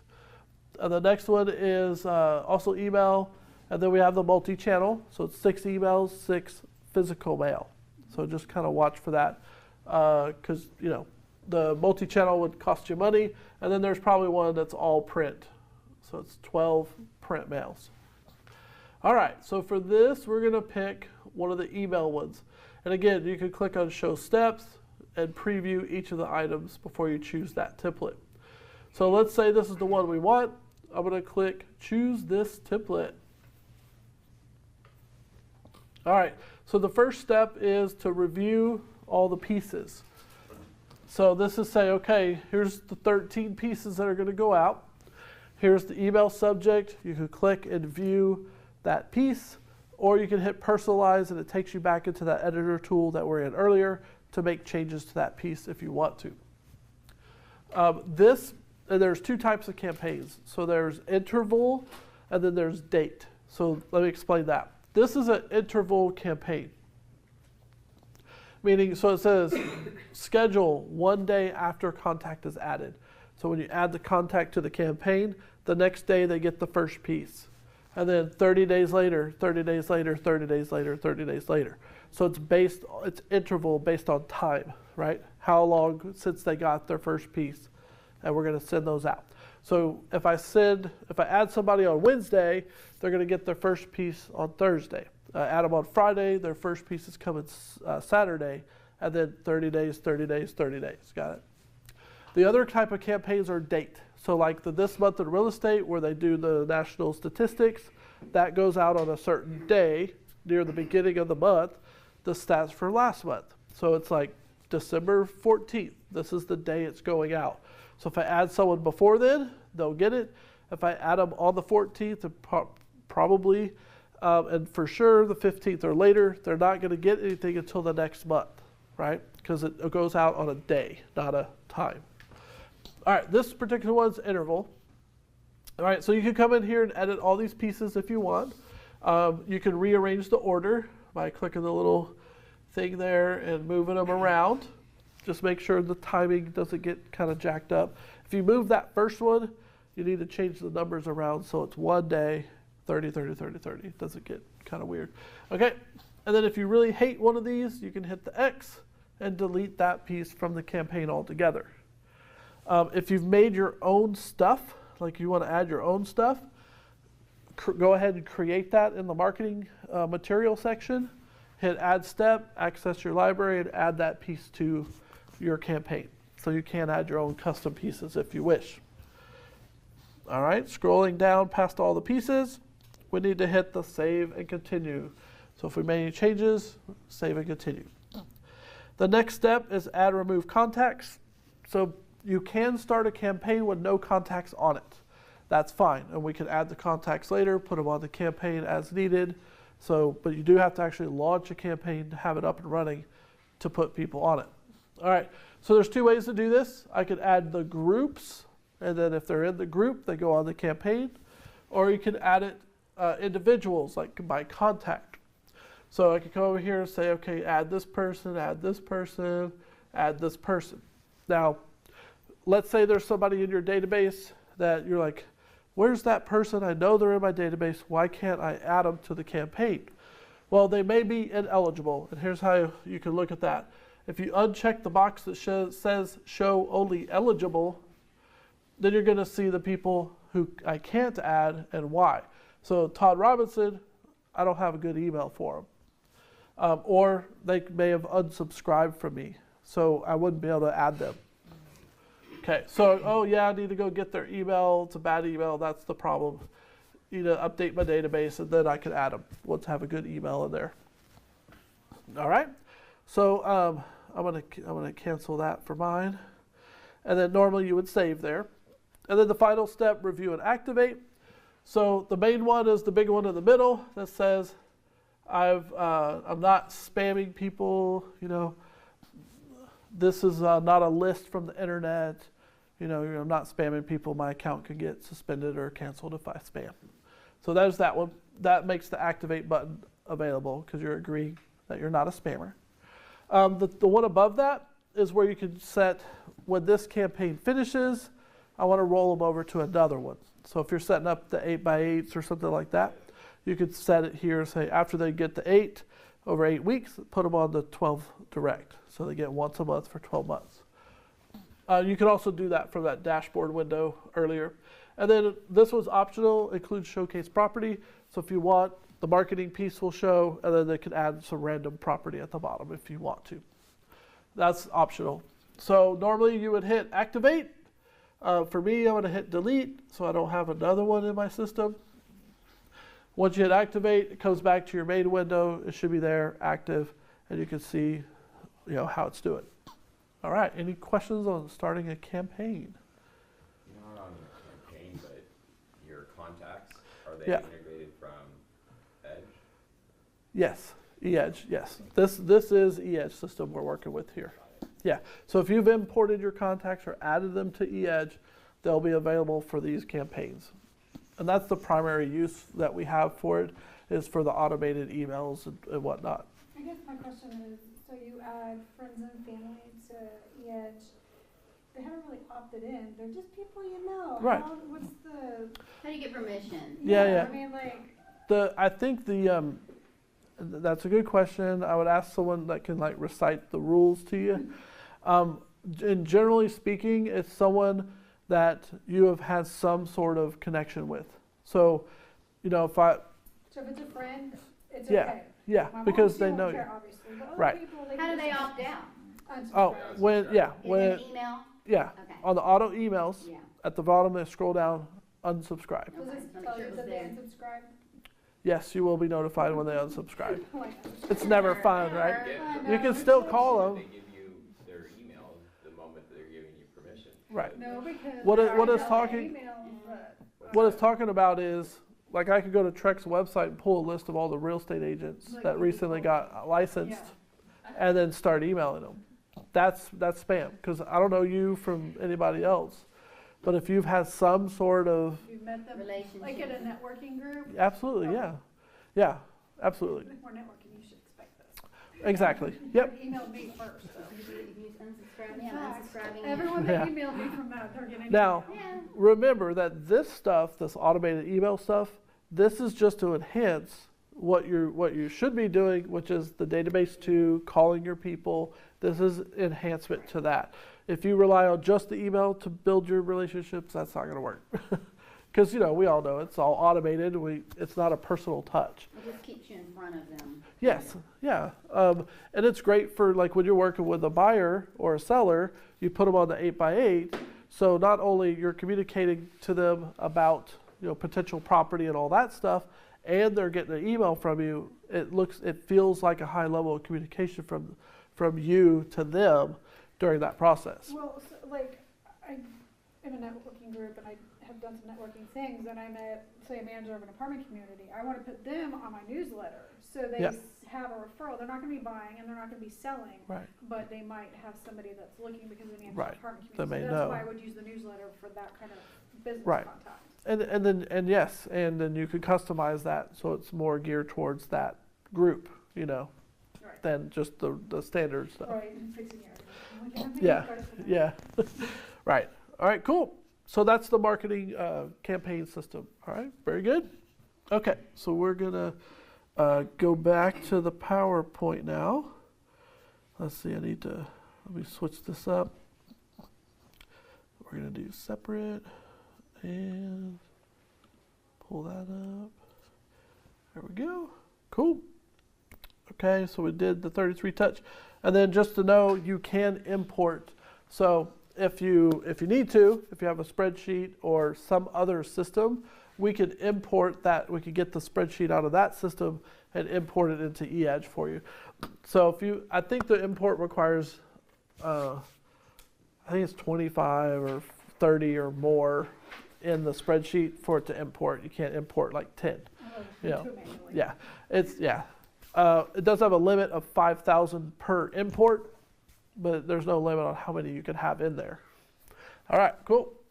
So yeah, if you've got like all your contacts on your phone or in old email account, wherever you have it, almost all those places have the ability for you to export that data, and then we can manipulate that data into the spreadsheet that eEdge needs to import it. One of the things I'll say about Command, because I do have beta access to Command, I exported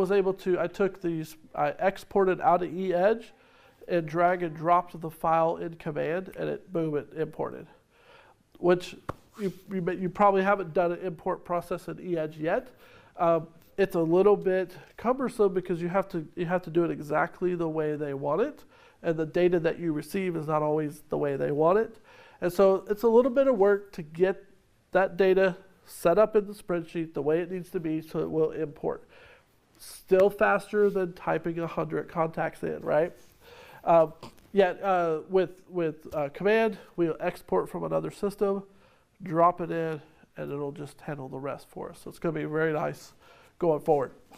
All right, so in the interest of time, we've got to skip the fun part. Sorry about that. Well, here's where we're going to go next. We're going to set up your Playster website.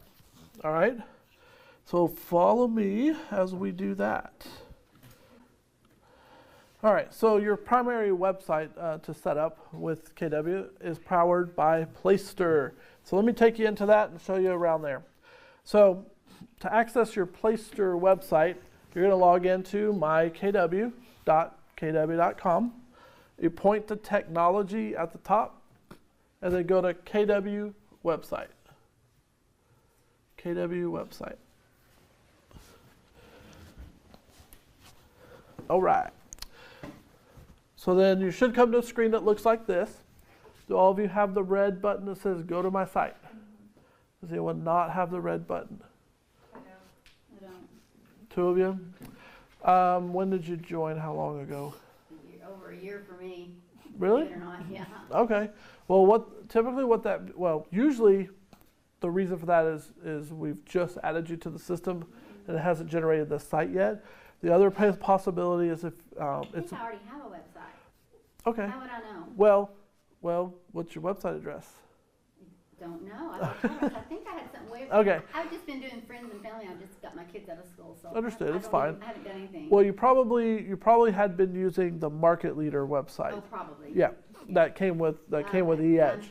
That ends in kwrealty.com. Yes.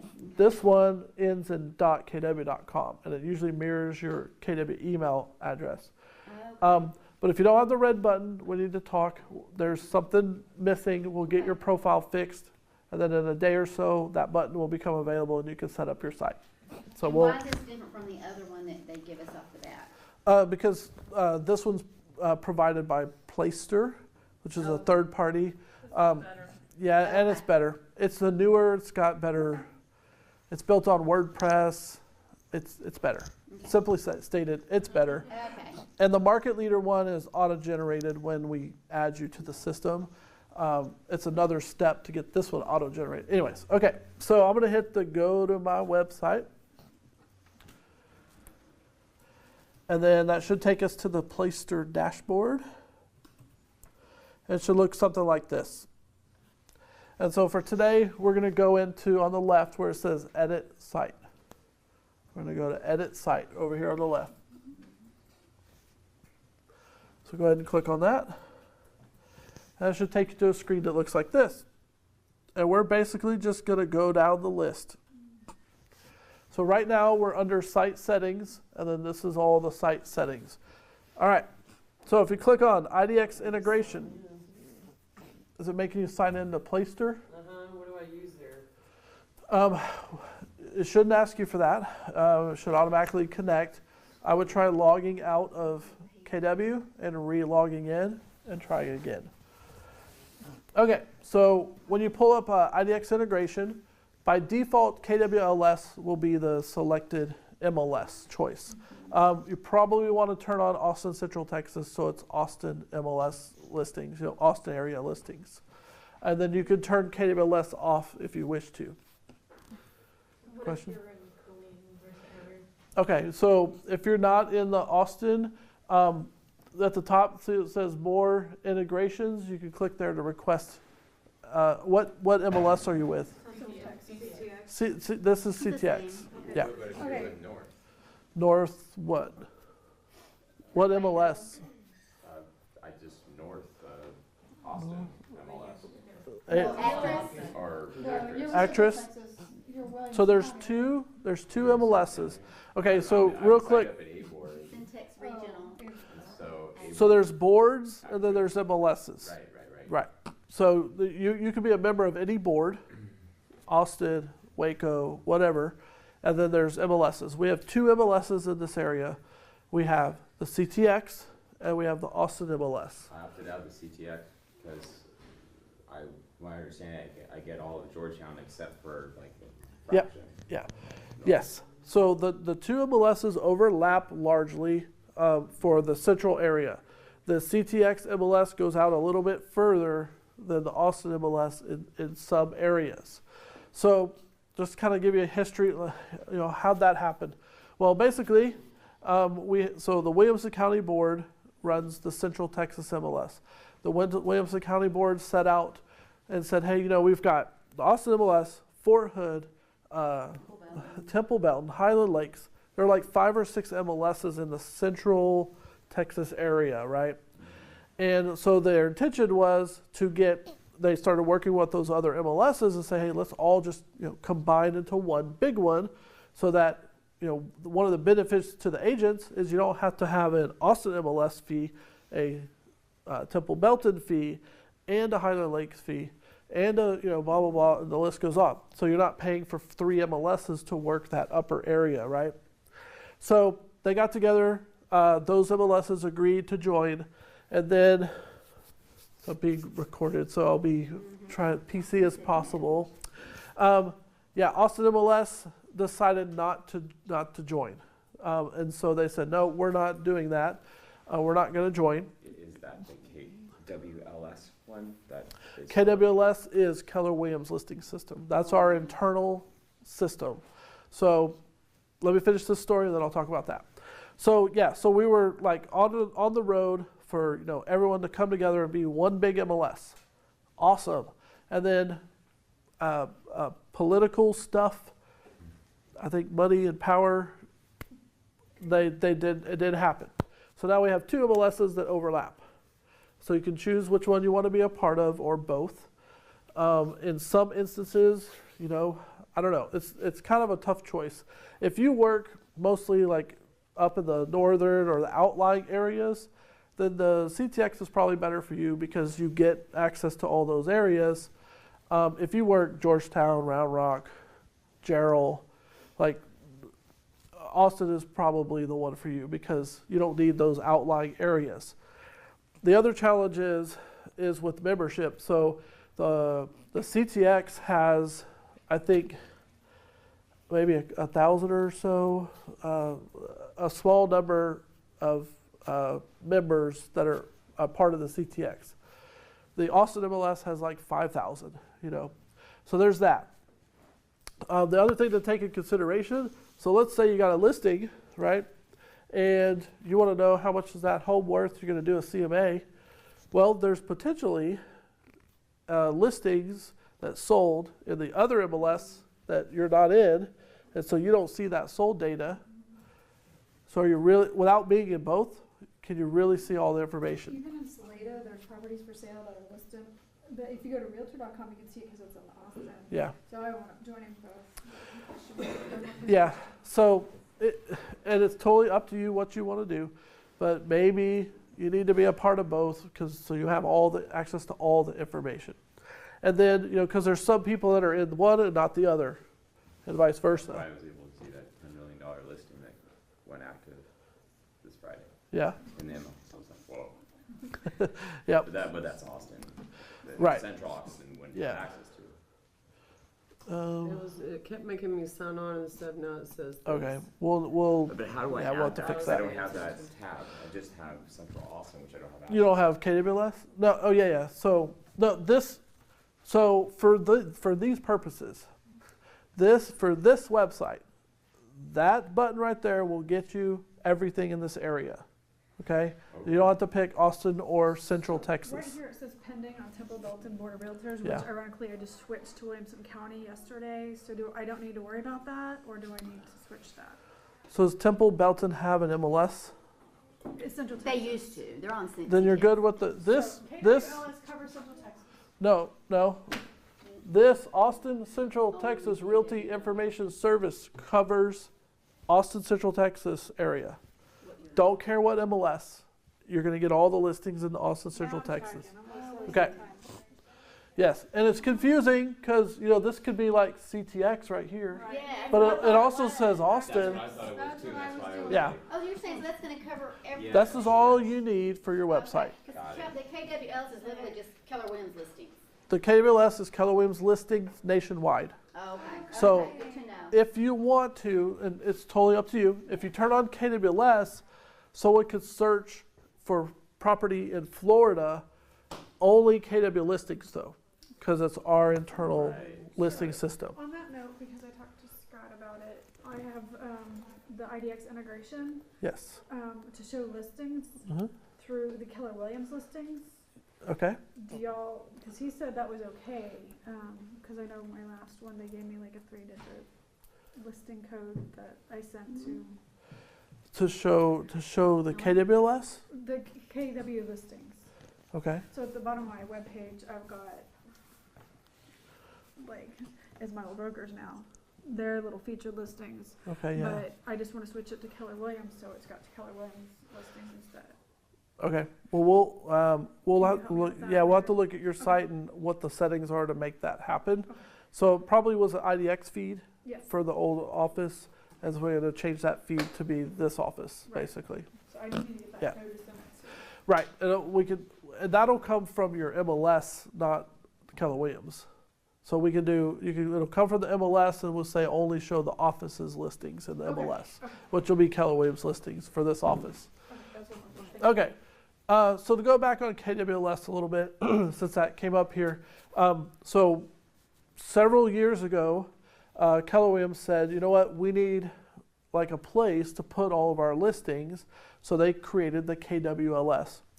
Its main function today for us is it's how the listings get from the MLS to the world, right? It's one of the pieces, which That's the very next, after we do this, I'm going to talk about listing syndication, and you'll see where KWS comes into play. Now, maybe they were really brilliant when they designed this and did it, or we just got lucky. We have tons and tons and tons of listing information. We have that data.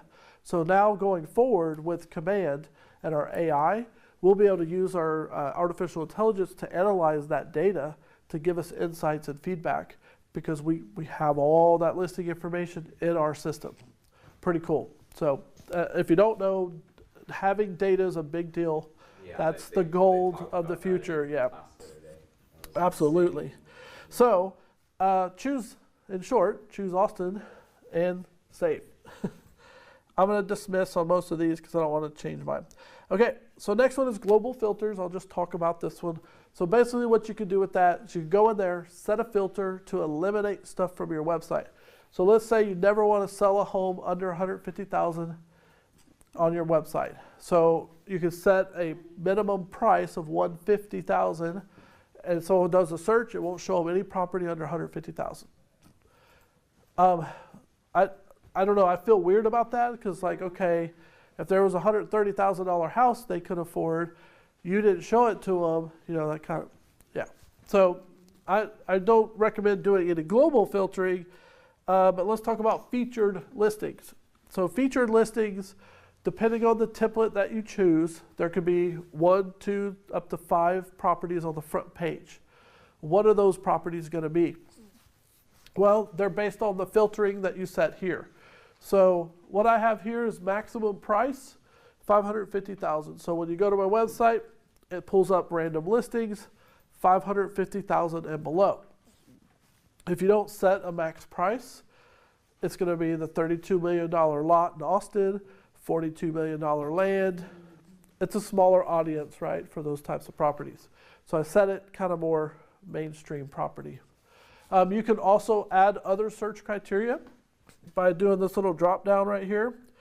So I can add a city or multiple cities, zip code, year built, whatever. So you can add all this criteria to critique what property shows up on the front page. Okay, so that's what that tool does. And then let me show you how this works real quick, because it's a little confusing. So let's say if I add city, right? So now it says add search criteria city. Well, I got to hit the add button to actually add it, and then I can type in there, you know, like Georgetown, and then I select it from the list. Round Rock, select it from the list, right? So it builds that out. You see how that works? Okay. The other way to look at this is the sort. So how do you want those listings sorted based on the criteria that you set? Highest price, lowest price, bathroom, year built, days on site. So I like the days on site newest. So it runs my criteria, and it's the newest listings first. Just how long they've been on the market. So that's just, but you can do whatever you want there. Where are you again? I'm under filtered, I'm under featured listings. Featured listings. Okay. So basically set up what you want to have happen here. And then when you hit this search button, it runs a search on the criteria that you set. And then, okay, that's 2,304 listings that are 550 and below in Round Rock and Georgetown. The reason you want to hit that search is you don't want it to be like 2 or 0 because it's too strict, you know. That's all that does for you. It just kind of tells you how many listings that is. All right. And then once you set that, scroll to the bottom and save. All right, next up is what I call the fun part. This is the theme selection. So click on theme selection. That's going to show us all the different themes available. And you can scroll through these and pick a style and design that you like. You can also change the color. Some of them offer different writers at the top. The important thing to know here is what you're looking at is the design, not the pictures. You know, we can change the pictures, not what it says, Phoenix Real Estate. Of course, that's going to be your, you know, name or whatever you want it to be. But where are the things at and what is it showing? So like this one, it's got the company information, a big picture, blog post, and then information about you. This one is bigger picture, social media connections, tools there, the menu across the top, sign up, search, property. Right? So you're looking at the different elements where they're placed. Right? So what do you want? Which one of these do you like that has the elements on it that you want? This one, the number 2 of 8, called the Madison. This one was built specifically for KW agents. What website does this remind you of? Well, you just kind of glance at that. What is it modeled after? Vacation to me. Okay, yeah, beach. Yeah, it looks like a vacation Yeah. site. What website though is this modeled after? Google, very simple. Google. Perfect. Google's the answer I'm looking for. Google is a search engine. They have been forever. When you go to Google's website, what do you see? A bar in the middle to search. Now, maybe the correct answer is more closely Bing, because Microsoft took the Google platform of, hey, this is a search bar in the middle. They added a picture in the back, and that's their search engine, Bing, right? Because it's got the photo. If you go to Zillow, what does it look like, that front page? It's an image with a search bar. Think of search sites you go to. That's the model that Google established. They all look like Google. They're copying Google. Because Google is a successful search engine, would you say? Would you agree? Okay, so that one's here if you want to use it. You can change the color. And this one, because it's for KW, you can actually change, do you want the top to be red or white? So it gives you a little option there. Yeah. The picture we're going to do next. The pictures we'll do next, and you can pick from sets of 5 that rotate in the background, or we can replace those and upload our own. So I'm going to show you that next. Okay? So pick a design that you think you like. The good news is you can come back to that and change it at any time. You can change designs, and it'll change your site on the fly as many times as you need to. All right, so now that we've chosen a theme, the next thing you're going to do is go to slideshow. So this is where we pick what those pictures are that are scrolling in the background.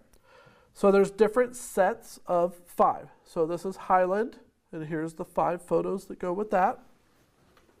Then we have interiors. And so you can look through these sets of 5 and pick a set that you like. So let's say this one, variety. I like all of them, but that one.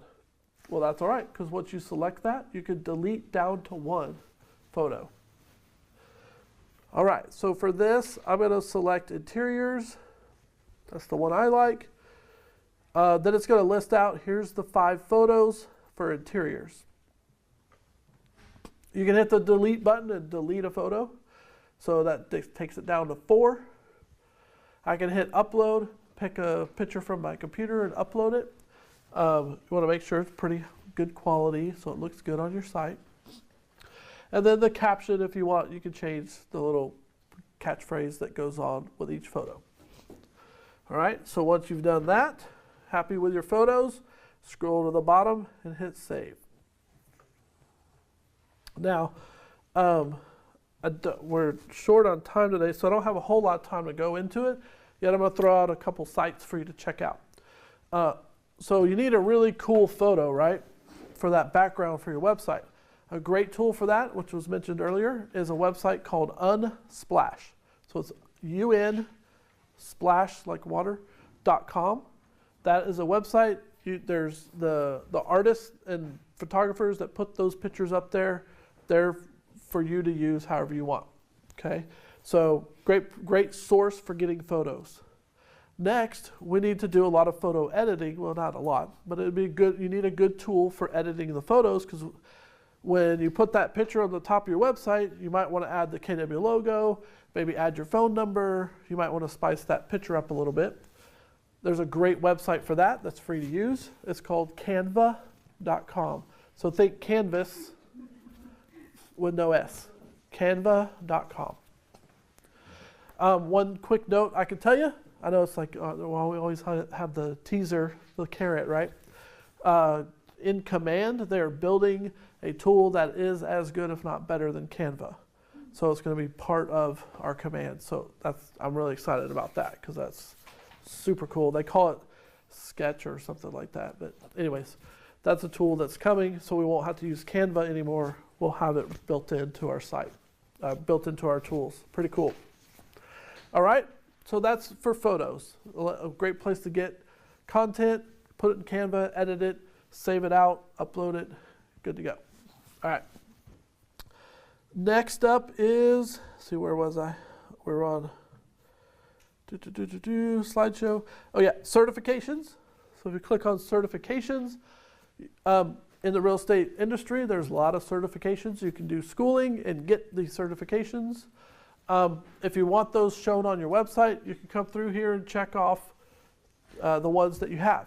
Just so you know, ABR is not Austin Board of Realtors. It's accredited buyer resource.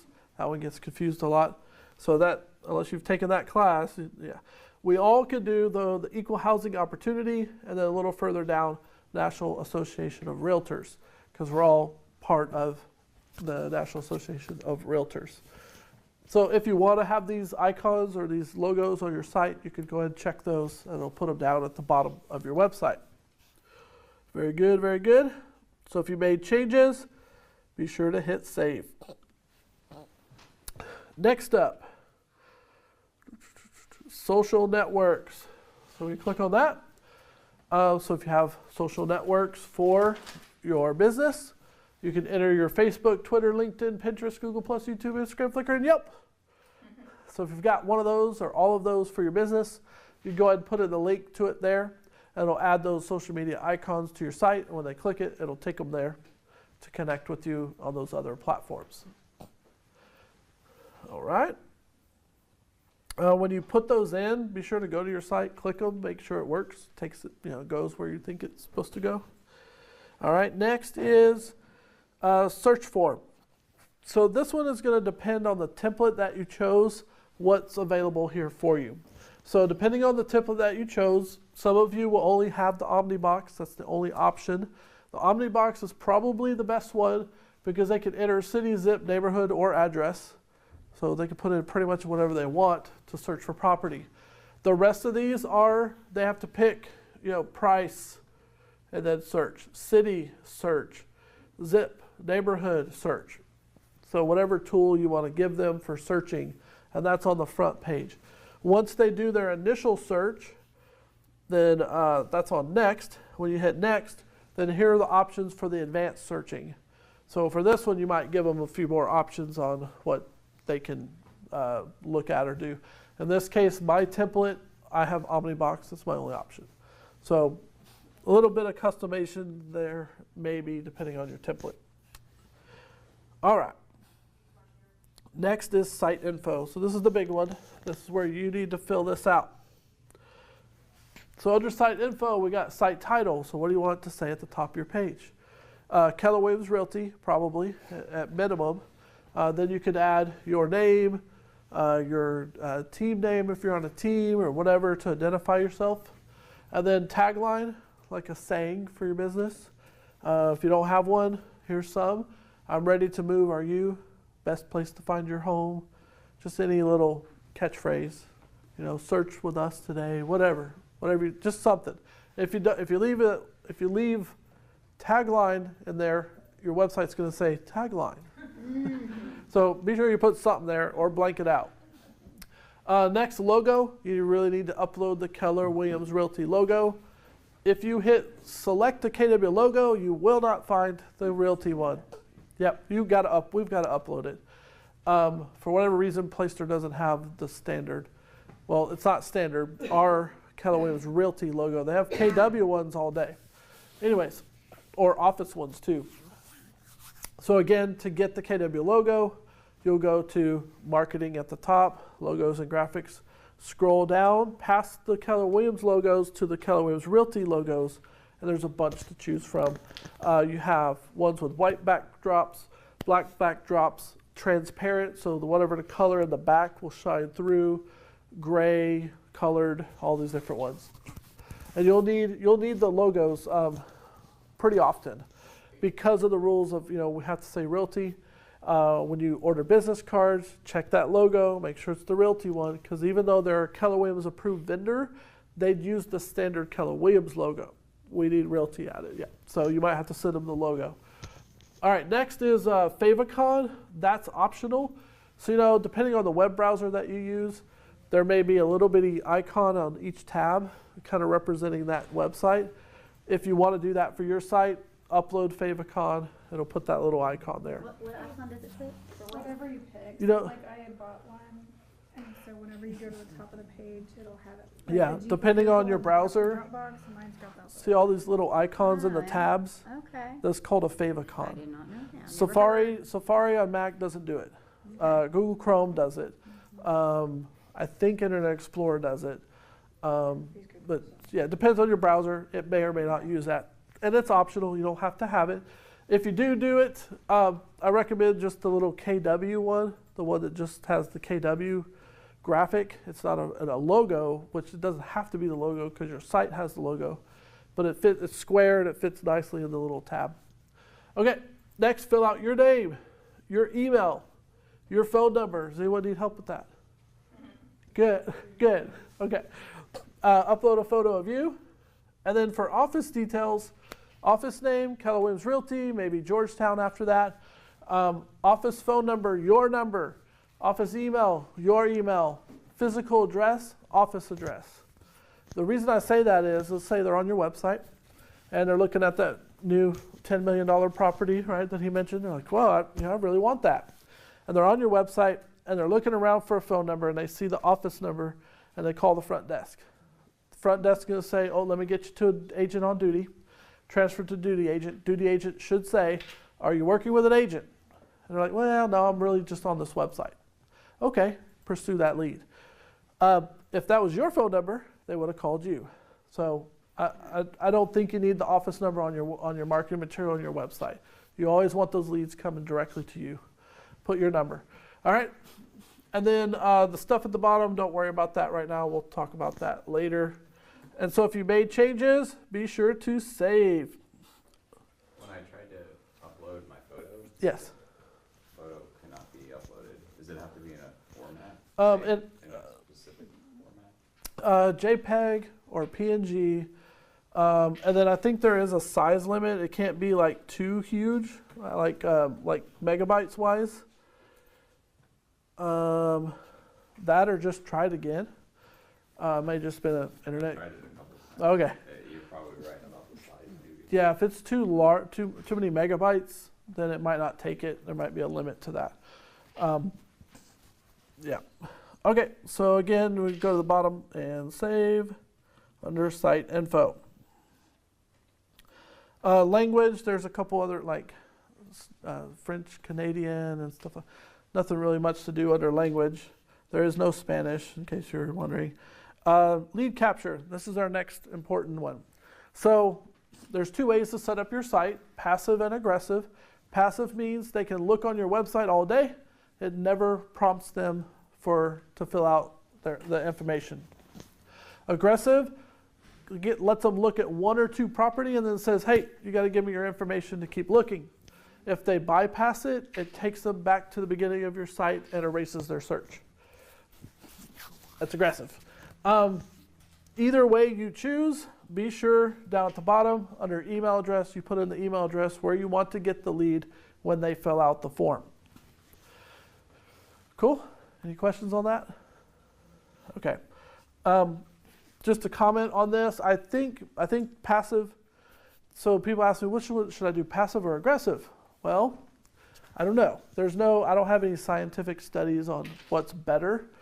I just feel like most people kind of inherently know that when they hit that wall, they could pretty much go anywhere else and get this info, because listing information is not sacred. It's anywhere, right? So I lean more towards the passive, and if they sign up, the difference is with passive, you'll get less leads, higher quality, because they meant to do it, or it was a robot, right? The other way, aggressive, you'll get more leads, less quality, because you're going to get Mickey Mouse, Willie Nelson just to get past it and put in whatever just to satisfy it and to keep looking. So your choice how you want to do that. Totally up to you. All right. Next we have custom domain. So first of all, if you've already launched your site, there's a button that says launch site. You'll be able to see what your domain name is right now. If you want to, you can go and buy a domain name from GoDaddy or any other place that sells domain names, lots of places. And then you could tie that domain name to this website, so when they type in the domain name, this is the website that opens up. So if you want to do those types of things, I can help you with that. There's a guide on the right-hand side, the step-by-step support article. Like if you buy it with GoDaddy, they have a written article to show you how to do that with GoDaddy. It's not too terribly difficult yet. If you want help, if you're going to buy your own domain name and you want help setting that up to your Playster site, you can call the Playster support or get in contact with me, and I can help you do that. Any questions on that? All righty then. Next up we have, those last three are optional. We have site tracking, so I'm going to click on that. Under site tracking we have Google Analytics. So if you want, you can go set up a free Google Analytics account using your KW Mail or Gmail. It has to be a Google account though. Set up a free account, you put in a little bit of information about your website, they give you a code, you put that code in here, it's your tracking ID, and then they can track the usage of your website.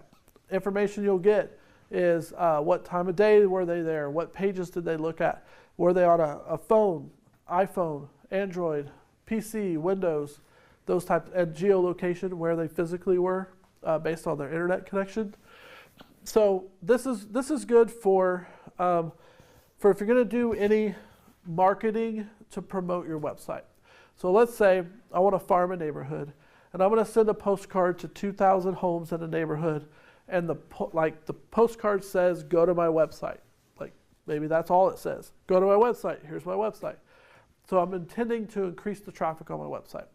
So if I had Google Analytics running, I could see what my normal traffic is.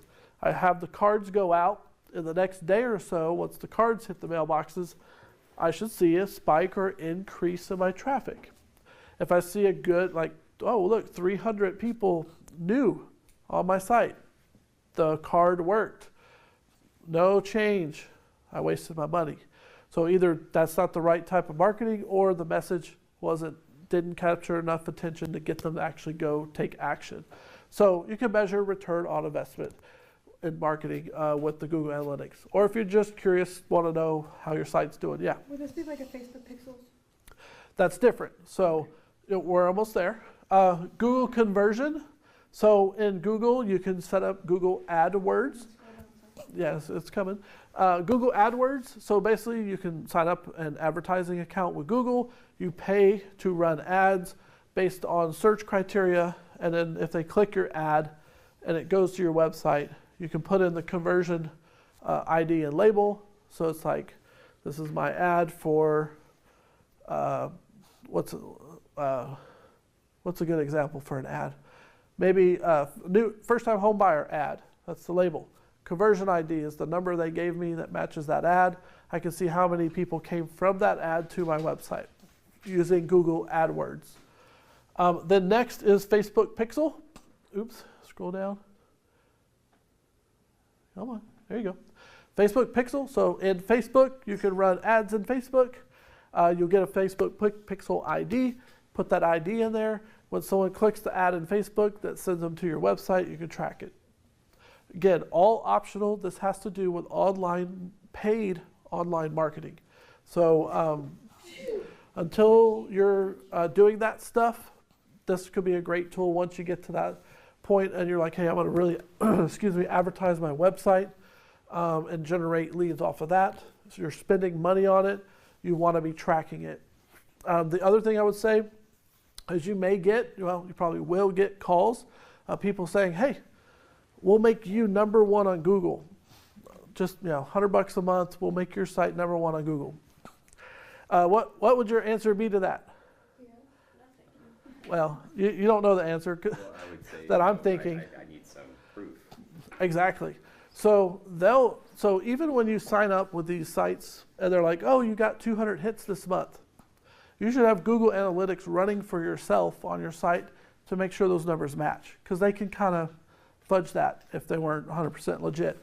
The other thing you can tell them is, I don't want to be number 1. I want to be number 3. And do you know why? Scroll down. The third organic result, so we know the ones at the top are ads. We naturally scroll past that. The third option in Google is the most highly clicked. Not number 1, not number 2. The third one is the highest clicked. So when they say, I want to make you number 1 on Google, we go, no, I want to be number 3. If they don't understand that, yeah, they might just be a salesperson selling you something. But anyways, not to knock there's great systems and tools out there to help you promote your social media and whatnot. I'm not saying don't do that. Just be careful. You'll get a lot of people trying to sell you stuff.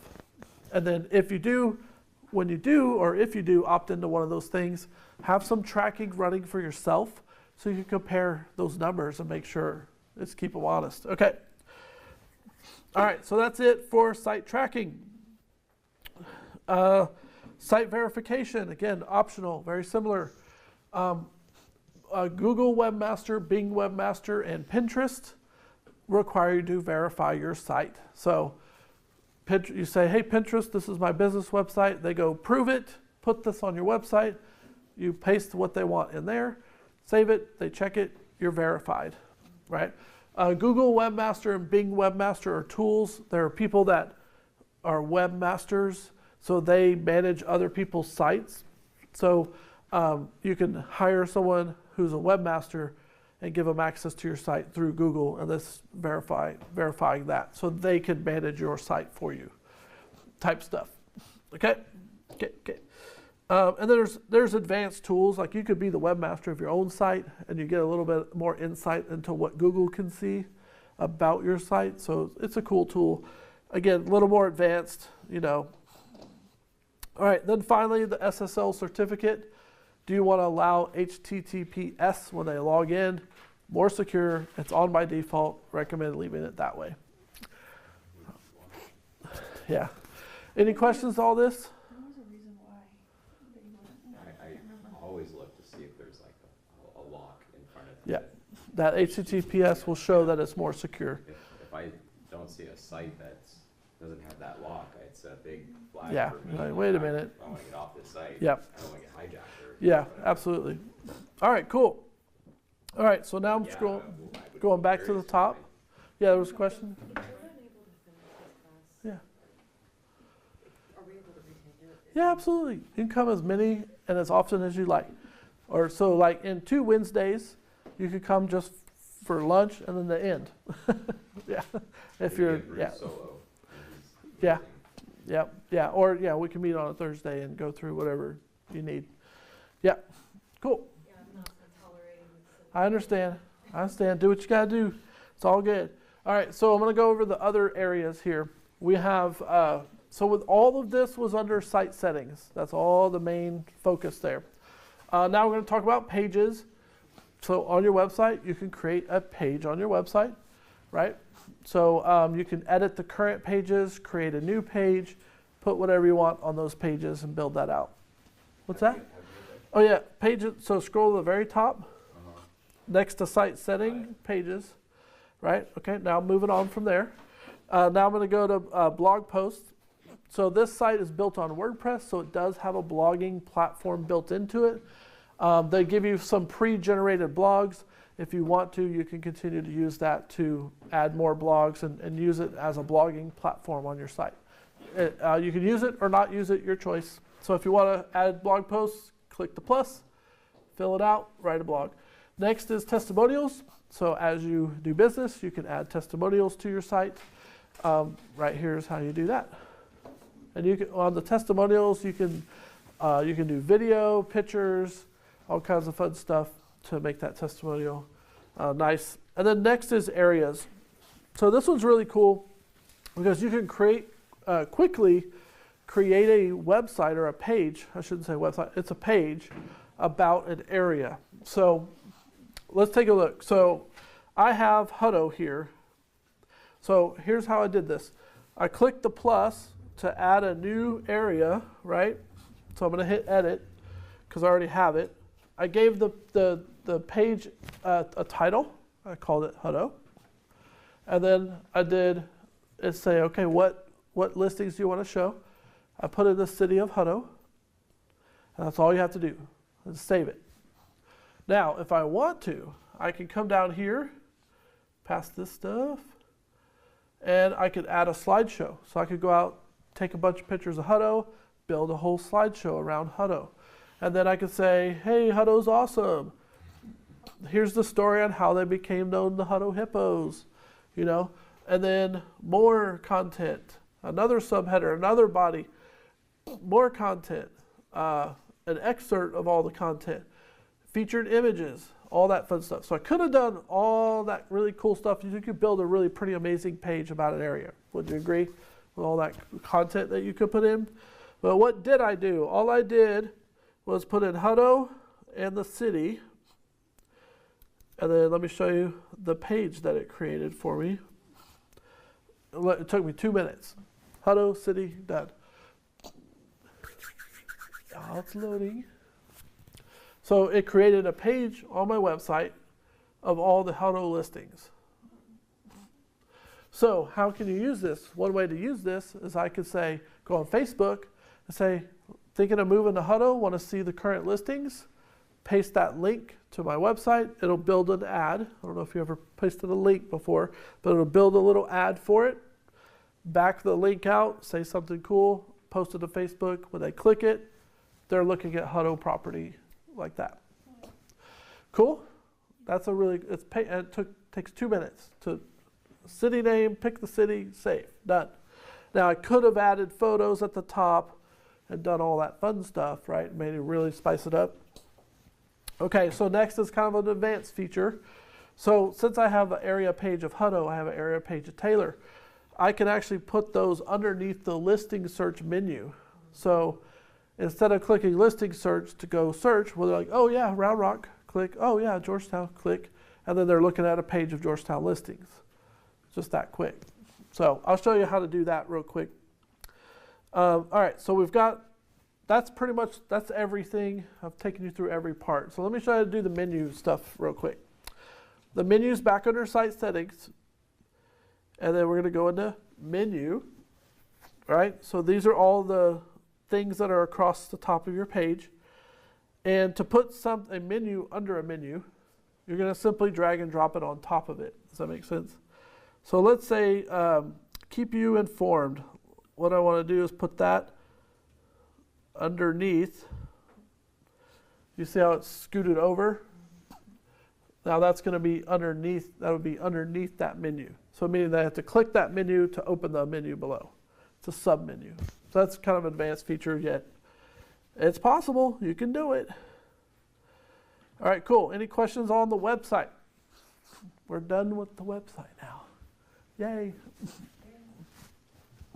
So if you haven't already, you can click View Live Site in the upper right-hand corner. It might say Launch Site. Go ahead and hit that. Take a look at your site. Be proud. And you'll see your website address as well. So if you need that for your cards or whatnot. Price, yeah, showing really big stuff. Yeah, yeah. Yep. And again, you can come back and edit that anytime. Okay. All right. All right, so what I want to show you now is kind of introduce you to what Gary Keller vision for the future of not only KW, but real estate. Have y'all heard about the fourth industrial revolution? No? You've heard about it? Yeah. So this might be a little bit of repeat for you. The history kind of repeats itself. Well, there you go. How many jobs were lost, but how many jobs were created. Right. So as you'll see, Gary's talking about there's a revolution that's coming and things are going to change. And KW is doing, yeah. Cool. All right, so let's watch these. These are awesome. They're not very long. So the tech battle for the real estate industry finds itself kind of in the box of the fourth industrial revolution. So what's the fourth industrial revolution? Well, it's been defined as hardware plus software plus the cloud plus data plus AI. So if we go back and look at this as kind of a line of history, we can say that, okay, hardware shows up first, and then they say, well, what do we do with it? And then software was invented. And then the cloud service was invented because we needed additional data storage space. So the cloud was invented. So we have this. By the way, this is a commodity today. If you start any business anywhere on the planet, for just a few dollars, you can buy inexpensive hardware, software that could basically do what you needed it to do for your business, and you could go buy a very inexpensive cloud service. Okay, that's a commodity. The battle is over data and artificial intelligence. So understand that the artificial intelligence, again, is software that has the ability to make decisions, give you better advice, but more importantly, make a better experience. When you think about Netflix and the fact that when you open your account and it's unique to you, that's artificial intelligence. When you think about the experience that you have around a lot of the sites that you might use on the internet and you notice that it kind of shape shifts over time, that's artificial intelligence. Just a simple example. So if artificial intelligence is fed by data, then at the end of the day, the business person who is going to win the battle of the fourth industrial revolution is going to be the business person who has access to the most amount of data powered by the most powerful artificial intelligence. All right. Sound good? So that is, all right. So this is what Keller Williams is building with that in mind. He calls it the innovation engine. Any business person who wants to build the most powerful technology solution for their business possible that would far outstrip what the competition could do, you would have to build an innovation engine. So let's kind of break that down and understand what that is. So an innovation engine in technology would be a cloud service with artificial intelligence built on top of it. So let's talk about cloud service. A lot of people think that they know everything about the cloud service. Well, that's just a bunch of connected computers that allows me to have ultimately unlimited data storage. But please understand that that is generic cloud service. Well, let me give you an example of a generic cloud service. Let's say in this room that I wrote down a piece of information on a sheet of paper and I dropped it in this room. And other people came in and we wrote the information and dropped it on a sheet of paper. And we ended up with stacks and stacks of information. And then we went to say, okay, I'm in a specific industry, I'm in real estate, and I now want to access the real estate specific information that's here. How easy would that be to do that? Okay, so you just discovered why your Alexa or your Siri isn't as smart as we would expect it to be. And that is they built it around generic information. So you have to build an industry-specific cloud service. Now we talked about big data and we talked about artificial intelligence. So this is where the big data comes in. So if you're going to build a very specific cloud service for an industry like real estate, you would want the most amount of data possible in order to make it as smart as possible. And that's what you do. So for Keller Williams, we turned around and we invented the Keller Cloud. And we've been working on it for a couple of years. So the Keller Cloud is a very industry-specific cloud service. The benefit that we had at Keller Williams is that we are the largest real estate sales force in the world and the largest in America. And because of that, we have more real estate specific data than ever before. So unbeknownst to the industry for the last couple of years, that's what we've been doing. Today, the Keller Cloud is the biggest set of data in any cloud service in the real estate industry. So let's get to artificial intelligence. So now that we have a collector of big data around a specific industry like real estate, now we want to unleash artificial intelligence on it. Well, understand again that just like cloud service, artificial intelligence already exists out there as a platform to build on top of. So firms like Amazon or Google have actually gone ahead, and Apple have gone ahead and built artificial intelligence platforms from which you can build on. So when you experience a Siri or Alexa, you're actually experiencing their platform, and then their artificial intelligence that they've built on top of it, but it's very, very general. So what you would imagine for an innovation engine that would be the most powerful in an industry is you would want the most powerful artificial intelligence that was real estate specific, meaning that you had trained it to be able to think real estate and recognize real estate. So again, almost a year and a half ago, we started our artificial intelligence called Keller. Keller Williams has invented the most powerful innovation engine in the real estate industry. And a good example of that would simply be that we started our referral service. We came up with the idea in a lab, and literally 90 days later, we let it fly. That's how fast we were able to innovate. Why? Because we had an industry-specific cloud service and we had an industry-specific artificial intelligence. In the real estate experience, over time, the consumer is going to come to understand the difference between an agent that is enabled by powerful technology driven by artificial intelligence that's accessing the biggest real estate specific data on the planet. Alrighty then, thoughts on that? Okay, pretty cool. Okay. Referral from there, but it said anonymous or something, so I didn't. So there's one of the things that the referral network now has is what's called a broadcast. So let's say you had a referral for a certain area.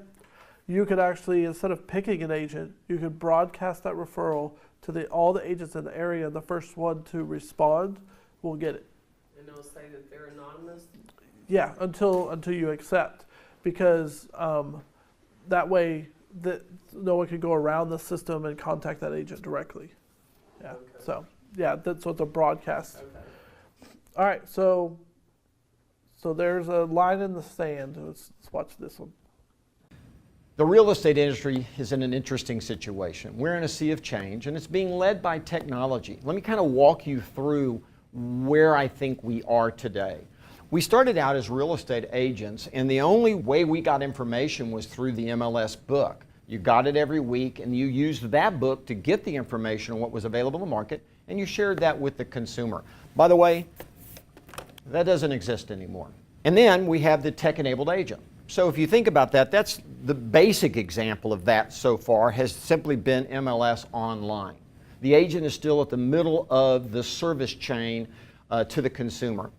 And then, all of a sudden, we have the agent-enabled tech. And probably Realtor.com, Zillow, businesses like that, where the agent is actually used to generate the data, but the actual star of the service being provided is the technology itself. And then we have what some people predict in a lot of industries is that all that goes away and we're just left with tech, which gathers it and delivers it. That's not going to happen. This is not coming back.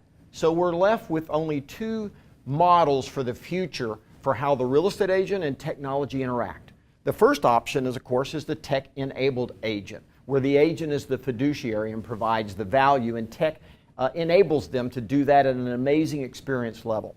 The other one is the agent-enabled tech, which is really where the technology is the star of the service, and the agent is really just a functionary providing it. In the end, we're left with a box, and you get to decide. Do you want to be the fiduciary real estate agent that the functionary tech enables you, or do you want to be the functionary agent and you enable the fiduciary tech? You get to decide.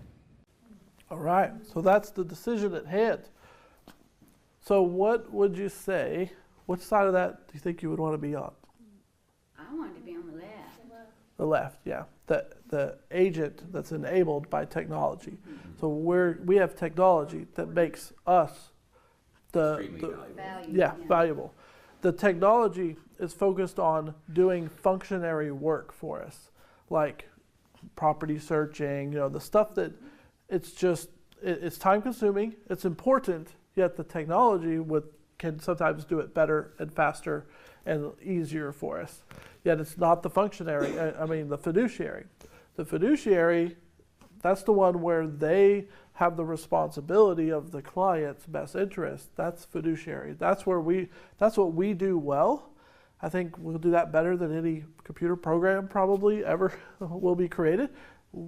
It's people, it's relationships, so it gets back to business's relationship. Now the other side of that is the people who are choosing to be agents enabling technology. So, there's certain models out there where the agent is basically summoned to open a door or assist a person, and then the technology takes over from there. So that's the opposite of what, so just so you know, Keller Williams is focused on agent enabled by tech. Right, I think I said that right. Where the agent is the focus, the technology is there to make you look like a rock star. So, all right, cool. So one more to talk about what we got.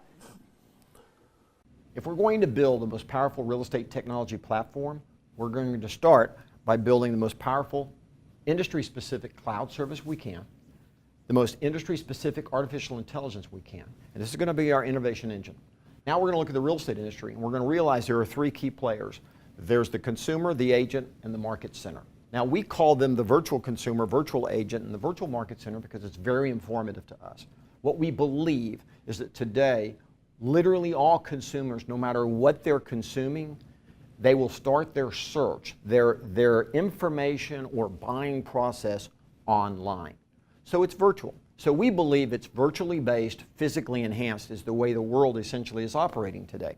So we have to have a platform to run the virtual market center. We call that CloudMark. Then you have Connect. So how do we create a platform for the real estate agent and the market center to communicate and services be provided? And we call that Connect. And then we have Command. So Command would be your CRM, right? Now if you think about this, what's really changing about CRMs is that CRMs today, a lot of them are what we would say somewhat dumb, meaning that they're not plugged in to a cloud service and being run by artificial intelligence. So here's a good example of how these things work in harmony. So let's assume that you took an education class on Connect and you actually knew that what your production was before or after. Better yet, you knew all the classes that real estate agents took and you knew all the production before and after.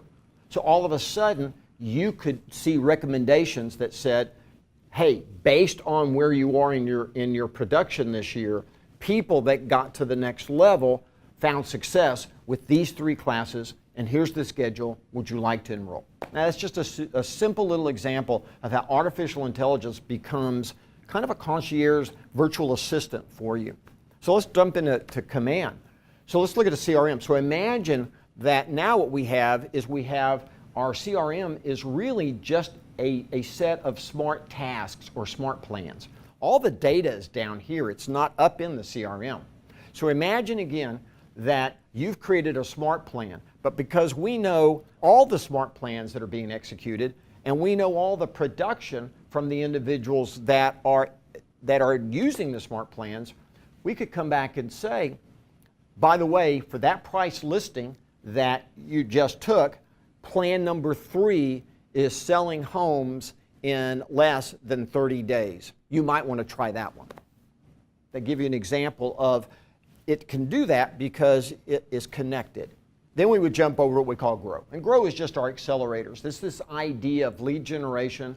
We started with a Facebook accelerator, and we'll move on to the other accelerators as time permits. And then the last one is we have to have a consumer platform. Ignore everything you know about Keller.com, because in our minds and in the workshops, we've left that behind. It will be a new experience built on voyeurism to search, to buying, to contract, to close, and then to ownership. And that's kind of the bigger vision. Now here's the thing you need to realize. All of this that I've put on this board already exists.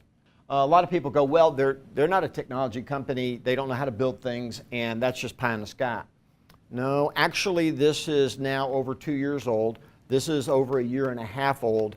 This has already been operating in 22 countries outside of the United States, and we're now bringing it back there. This, by the way, is exactly what referrals is built on. Command has already been built and is being tested in labs at this moment.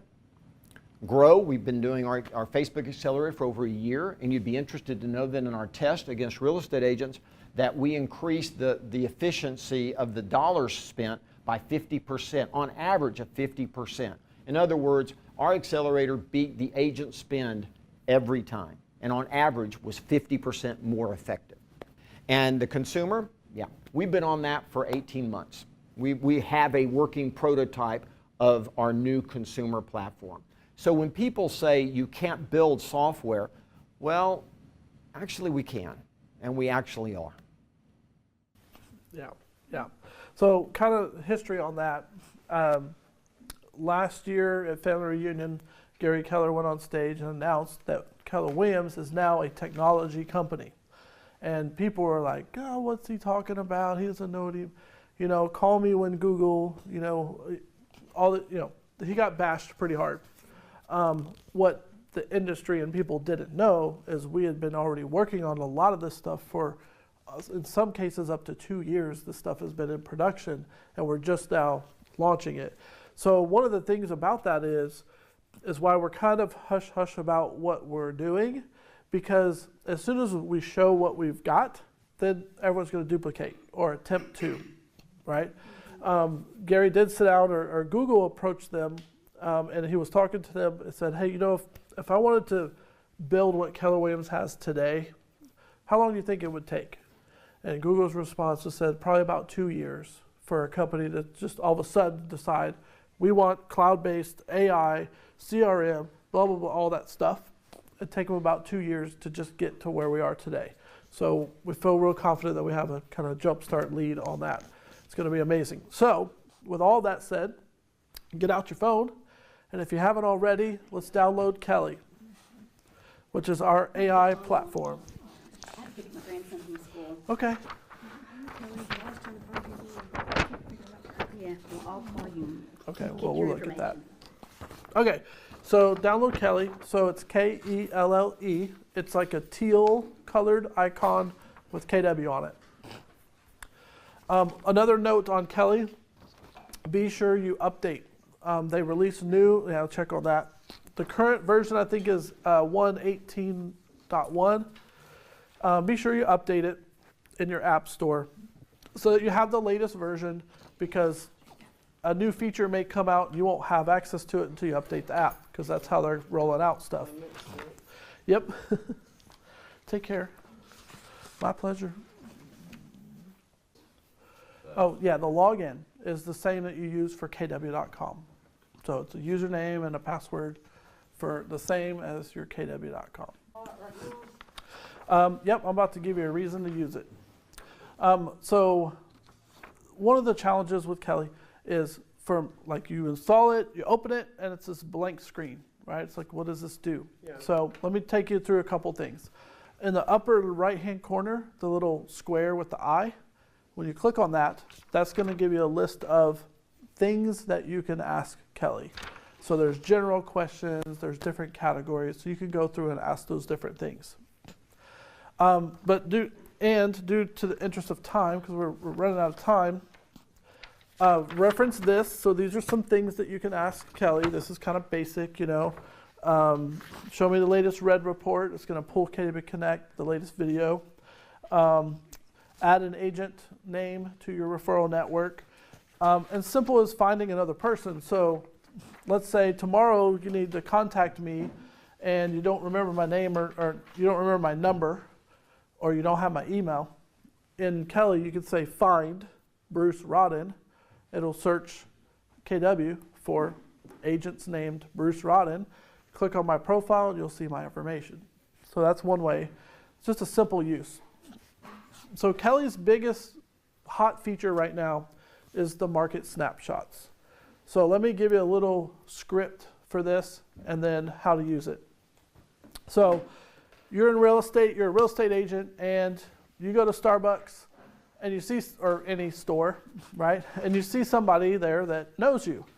And they may come over and say, hey, how's the market? Hey, you're in real estate, right? Yeah, how's the market? In general, in the past, we would generally answer that question like, well, it's hot, it's cold, we're in a buyer's market, seller's market, blah, blah, blah, right? Well, With Kelly, we can be more specific and answer that question in a way that specifically pertains to them. So I'm opening the Kelly app on my phone. So let's say, hold on, let me get logged in. One moment. I must have done an update, so usually it's saved. Sign in. Oh, didn't work. Let's try to see. What's my password?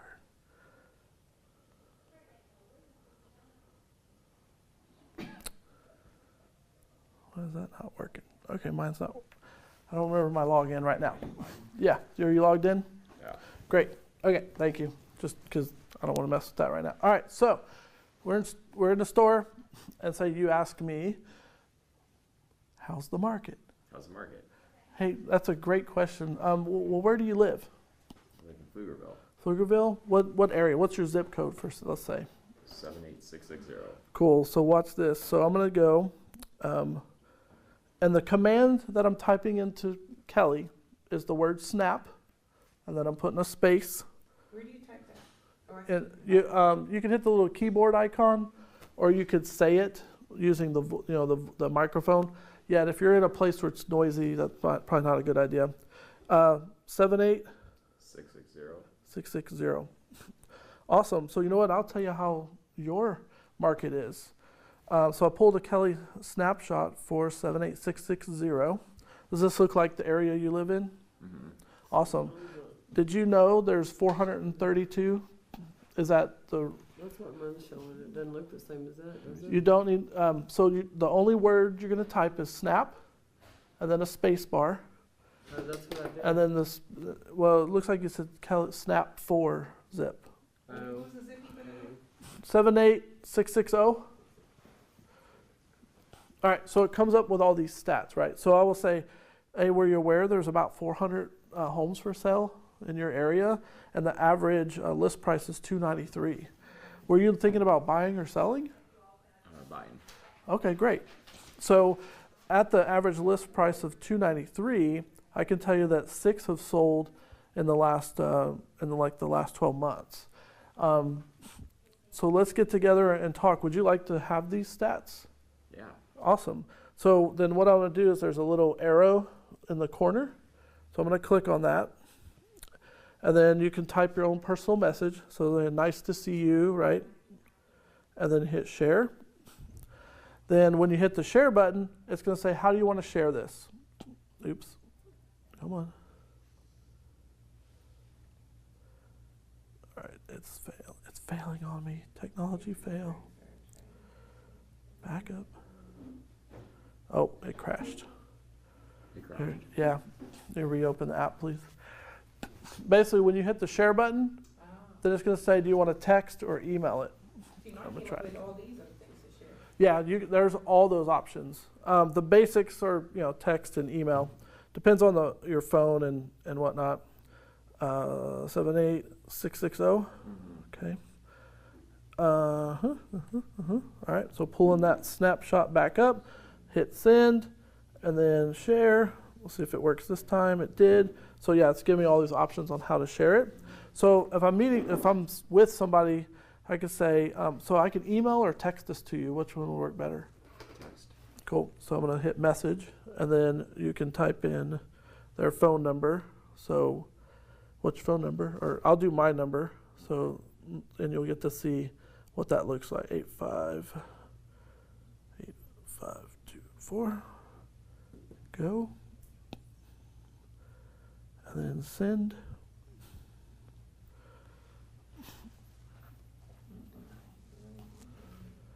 Why does it say not available? That's weird. Let me see if I got it. Or I can pull up one I had before. It wouldn't go. Did you see why it wouldn't go? Did I mistype my number? It looks like it went. Well, but it says, sorry, this is not available. I don't know why it did that. 512-663-8524. You just put 524. Oh, I mistyped my number. Perfect. Let me hit that. Okay. So what'd you do? You hit the share? Hit the share. And then you can type a message if you want and just hit share. And then message. And then type my number, 512 663. Bruce wrote Yeah. it. And then send that. Cool. Got it. So it says check out this market snapshot. So what I wanted to show y'all is when I click on it as the consumer, it comes up already branded to him. It's got your picture and your information, and that's all the stats that were in that snapshot. So that's pretty powerful. So when someone asks you how's the market, instead of generalizing the answer, you can give them stats related to them. And if I didn't have your phone number before or your email before, I've now captured that contact information, and so I can follow up.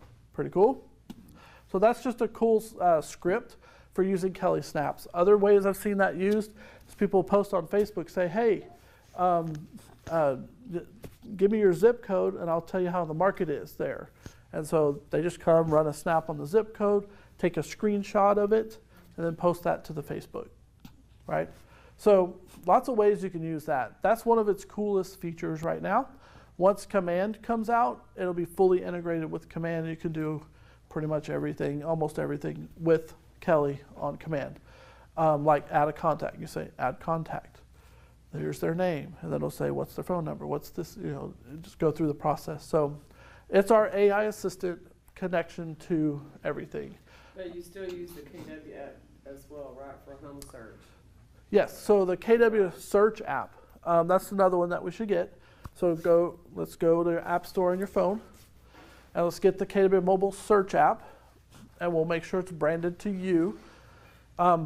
Big deal with this one, this app is going to be redone, revamped, probably around family reunion, and it'll become a new, awesome customer experience. Basically, the app will morph to what they need. So if they're a buyer, it's going to figure that out. If there's a seller, it's going to use AI to build the app around them and what they need. If they're a homeowner, all these different things. So That's just the KW app. yeah, the best way to search for KW space Realty. Yeah, that top one. Realty. This is real estate. Yeah, the top one. Okay. Yep, that looks right. Yep. So search KW space Realty, download the app and open it. When you have the app opened, what does it say at the bottom? Does it have your name or just Keller Williams? Mine's still loading. Okay, so Keller Williams, okay. Cool, I'll show y'all what to do. If it's got your name, then you're set. You're ready to go. But for those who it just has Keller Williams, let me show you how to brand it to you. That's it right there. No, that's events. Go up one. Keep going. This one. Yeah. Get. Got it? Just hold on a second. Let me get his downloaded, and then we'll attach it to you, so that. Yep. Touch login. Oh, Almost out of battery. That's all right. And then Touch ID to log in. So to do put your finger there. Yeah. Read your finger. Okay. So we'll let him get downloaded, and then we'll do this. Hit get. Well, it just shouldn't take long to download. Just a minute or so. And then use your thumbprint for the Touch ID, not on the screen, on the actual sensor. Yep. No. We'll do it later. Okay, so if it says Keller Williams at the bottom, see where it says Agent Search? Yeah, hit Agent Search, so it's on the top row, the third button over. Then put in your information and find yourself. So do you have, it's branded, you'll get it later. Branded. Is yours branded? Finding yourself, great. Then once they get branded, then I'll show you all the best way to share this app. No. What? I just came on that. So maybe that it. For the take it the zip code out of there, and let's just look for your name.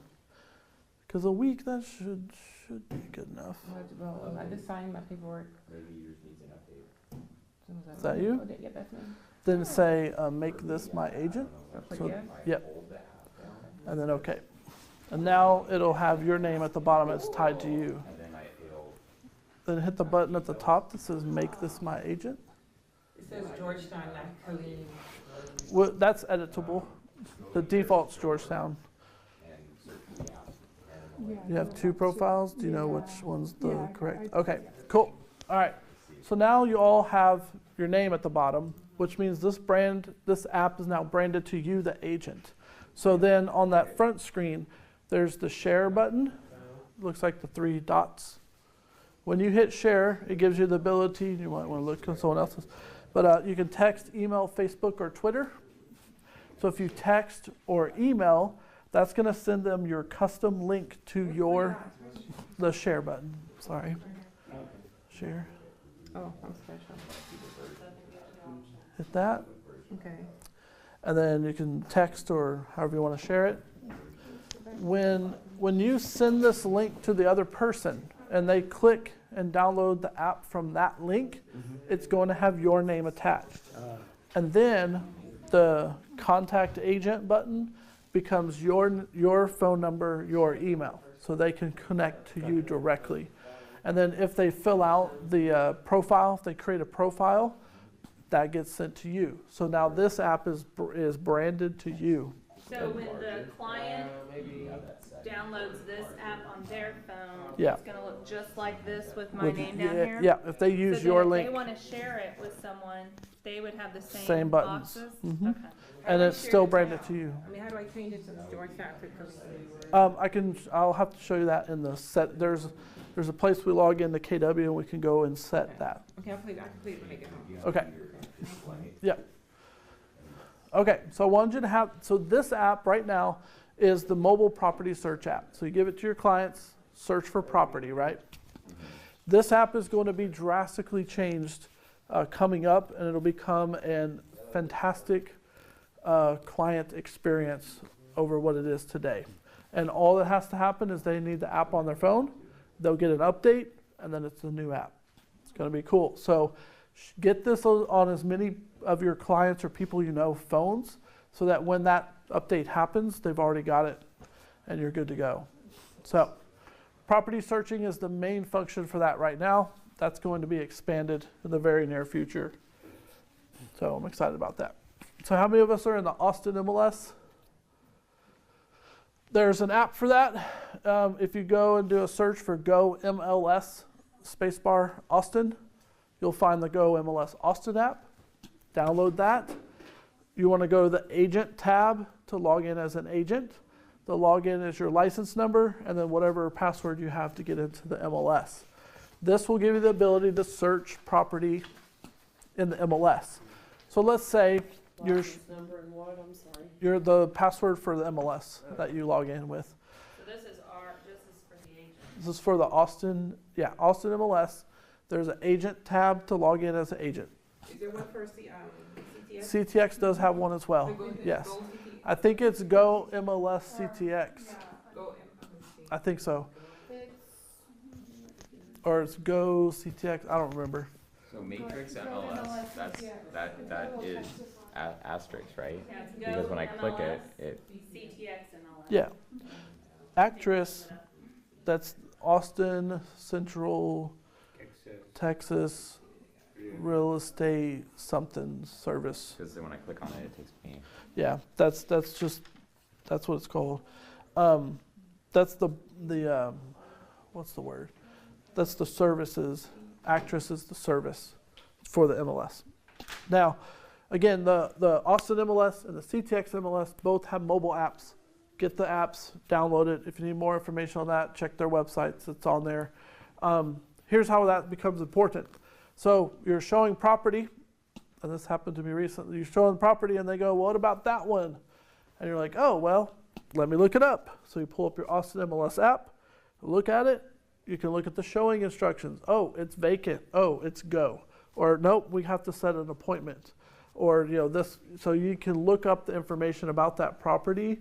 Or you go, actually this one's a little bit out of your price range, So you can have all the property information right there in the palm of your hand. More importantly, for like showing property, if they spring one on you, like what about that one? You can look it up. Yeah, you can look it up and go, I'm sorry, this one's requires an appointment. I haven't, we need to do that one another time. All right. One question. Yeah. About the NAR RPR. How do you guys feel about that as far as using it? RPR is good. It's a good tool. You want to modify it because if you just say, hey RPR, here's an address, what's the value? It's not entirely accurate. You want to do your due diligence, pick the comps that match, that are really real comps, and then sometimes you have to do adjustments, like it may not know how many bathrooms there are, and you got to put that in there, so you can do realtor adjustments. And then what it does really well is it builds a 15 to 20 page report at a click of a button, and it just looks fabulous, like you did days and hours of work, and it just pulls all that stuff automatically. But on the pricing, you really have to do your due diligence of doing a true CMA to really know what the price is, and then you make the RPR reflect that so that it's the best for you. Because it's close maybe, but it's not perfect. Like just for a generic, like if they're not your client or anything, they were. Depending on I would say depending on how much you're trying to impress them. It seemed like more in the buyer's market before homes got real expensive that it was closer. And now it seemed like it's like 10 to 30, 40. Well, because we're in a shift, because it hasn't seen the whole shift yet. Because it's looking at historical data, but the data is going like this in the front end. So until we have a couple months in, then it's going to go, oh, I'm noticing a change, right? Instead of when you're looking at live data, you can see it up front, whereas that system, because it's looking historically, so it hasn't realized it just yet. Right. I do like the report though. And the reports are really brilliant. They look really, really good. RPR that you have through the National Association. Yeah, NAR and most of the MLSs. Do what? Yeah, you can get it through through Austin too. Austin MLS. I was on Austin board for a while. There's an RPR on there. Same thing. Okay, so. You see it? I have, so kind of into close, because we're about done. So kind of into closing, back to support, right? So if you need help with anything, this is my name, number. Again, text me first, call me second. Email me for non-time sensitive stuffs. And then the support information for the different areas, I gave you a handout on that. Also, we can always schedule one-on-one appointments. Just write down all your questions. We'll get together, knock it out. There are tons of training on kwconnect.com. Let me show you that real quick. Because on KB Connect, there's one place I want you to pay attention to.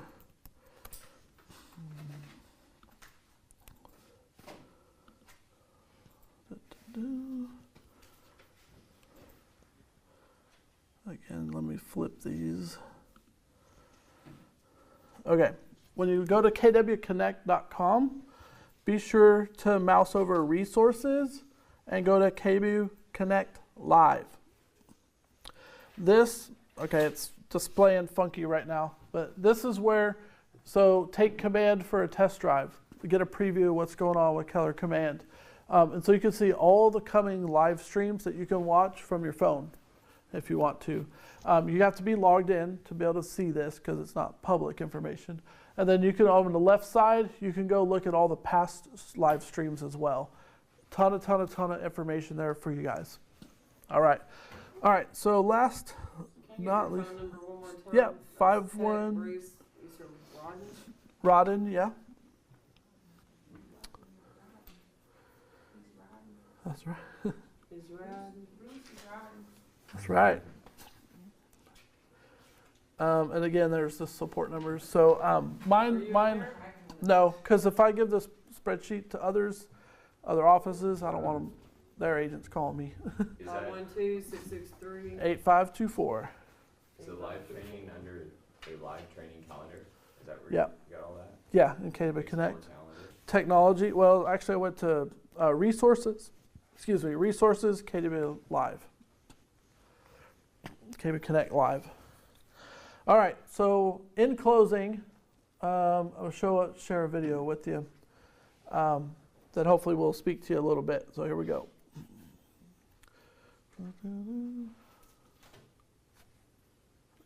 As soon as the sound works. There, let me start over. Sound didn't kick in. Most people only pay attention to the final product of a successful entrepreneur. They say things like, I can never be like them, or they got lucky.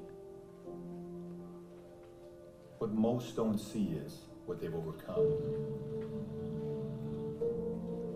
All the struggles, the daily rejections, the heartaches, the betrayals, the rumors, the criticism, the empty bank account, and all those lonely nights while trying to make their vision a reality. You see, the only difference between the one who quits and the one who doesn't is that they showed up every day. They worked hard every day. They hustled every day. They learned from a proven mentor every day. They improved every day. They did all this even though they felt like quitting every day.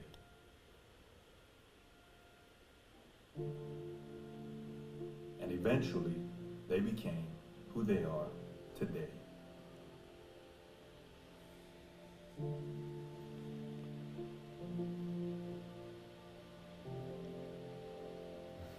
hope you saved that song.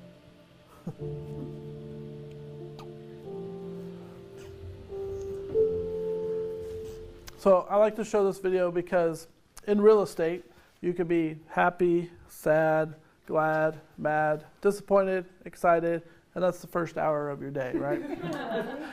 It's tough. It can be very tough. Not only just the mental effort that it takes to build a business, get your name out there, get that business coming to you, doing the business itself. You're dealing with people and not always awesome people, right? So there's a lot of ups and downs to it. And I'd say in the end though, it's all worth it. And so if you're ever feeling like, today is not my day, you're feeling down, find somebody that you can talk to that will help uplift you. Keep people around you that support your dreams and goals for what you're doing here in real estate. And then find someone to talk to because it can be tough and we've all been there. And then of course I'm here for you. And then I believe for each of you in the end, your success will speak for itself. So I wish you all the best. Have a great day. Thank you. Yep. My pleasure. Yeah. For those of us that weren't able to get into our website, Yes. what do we need to do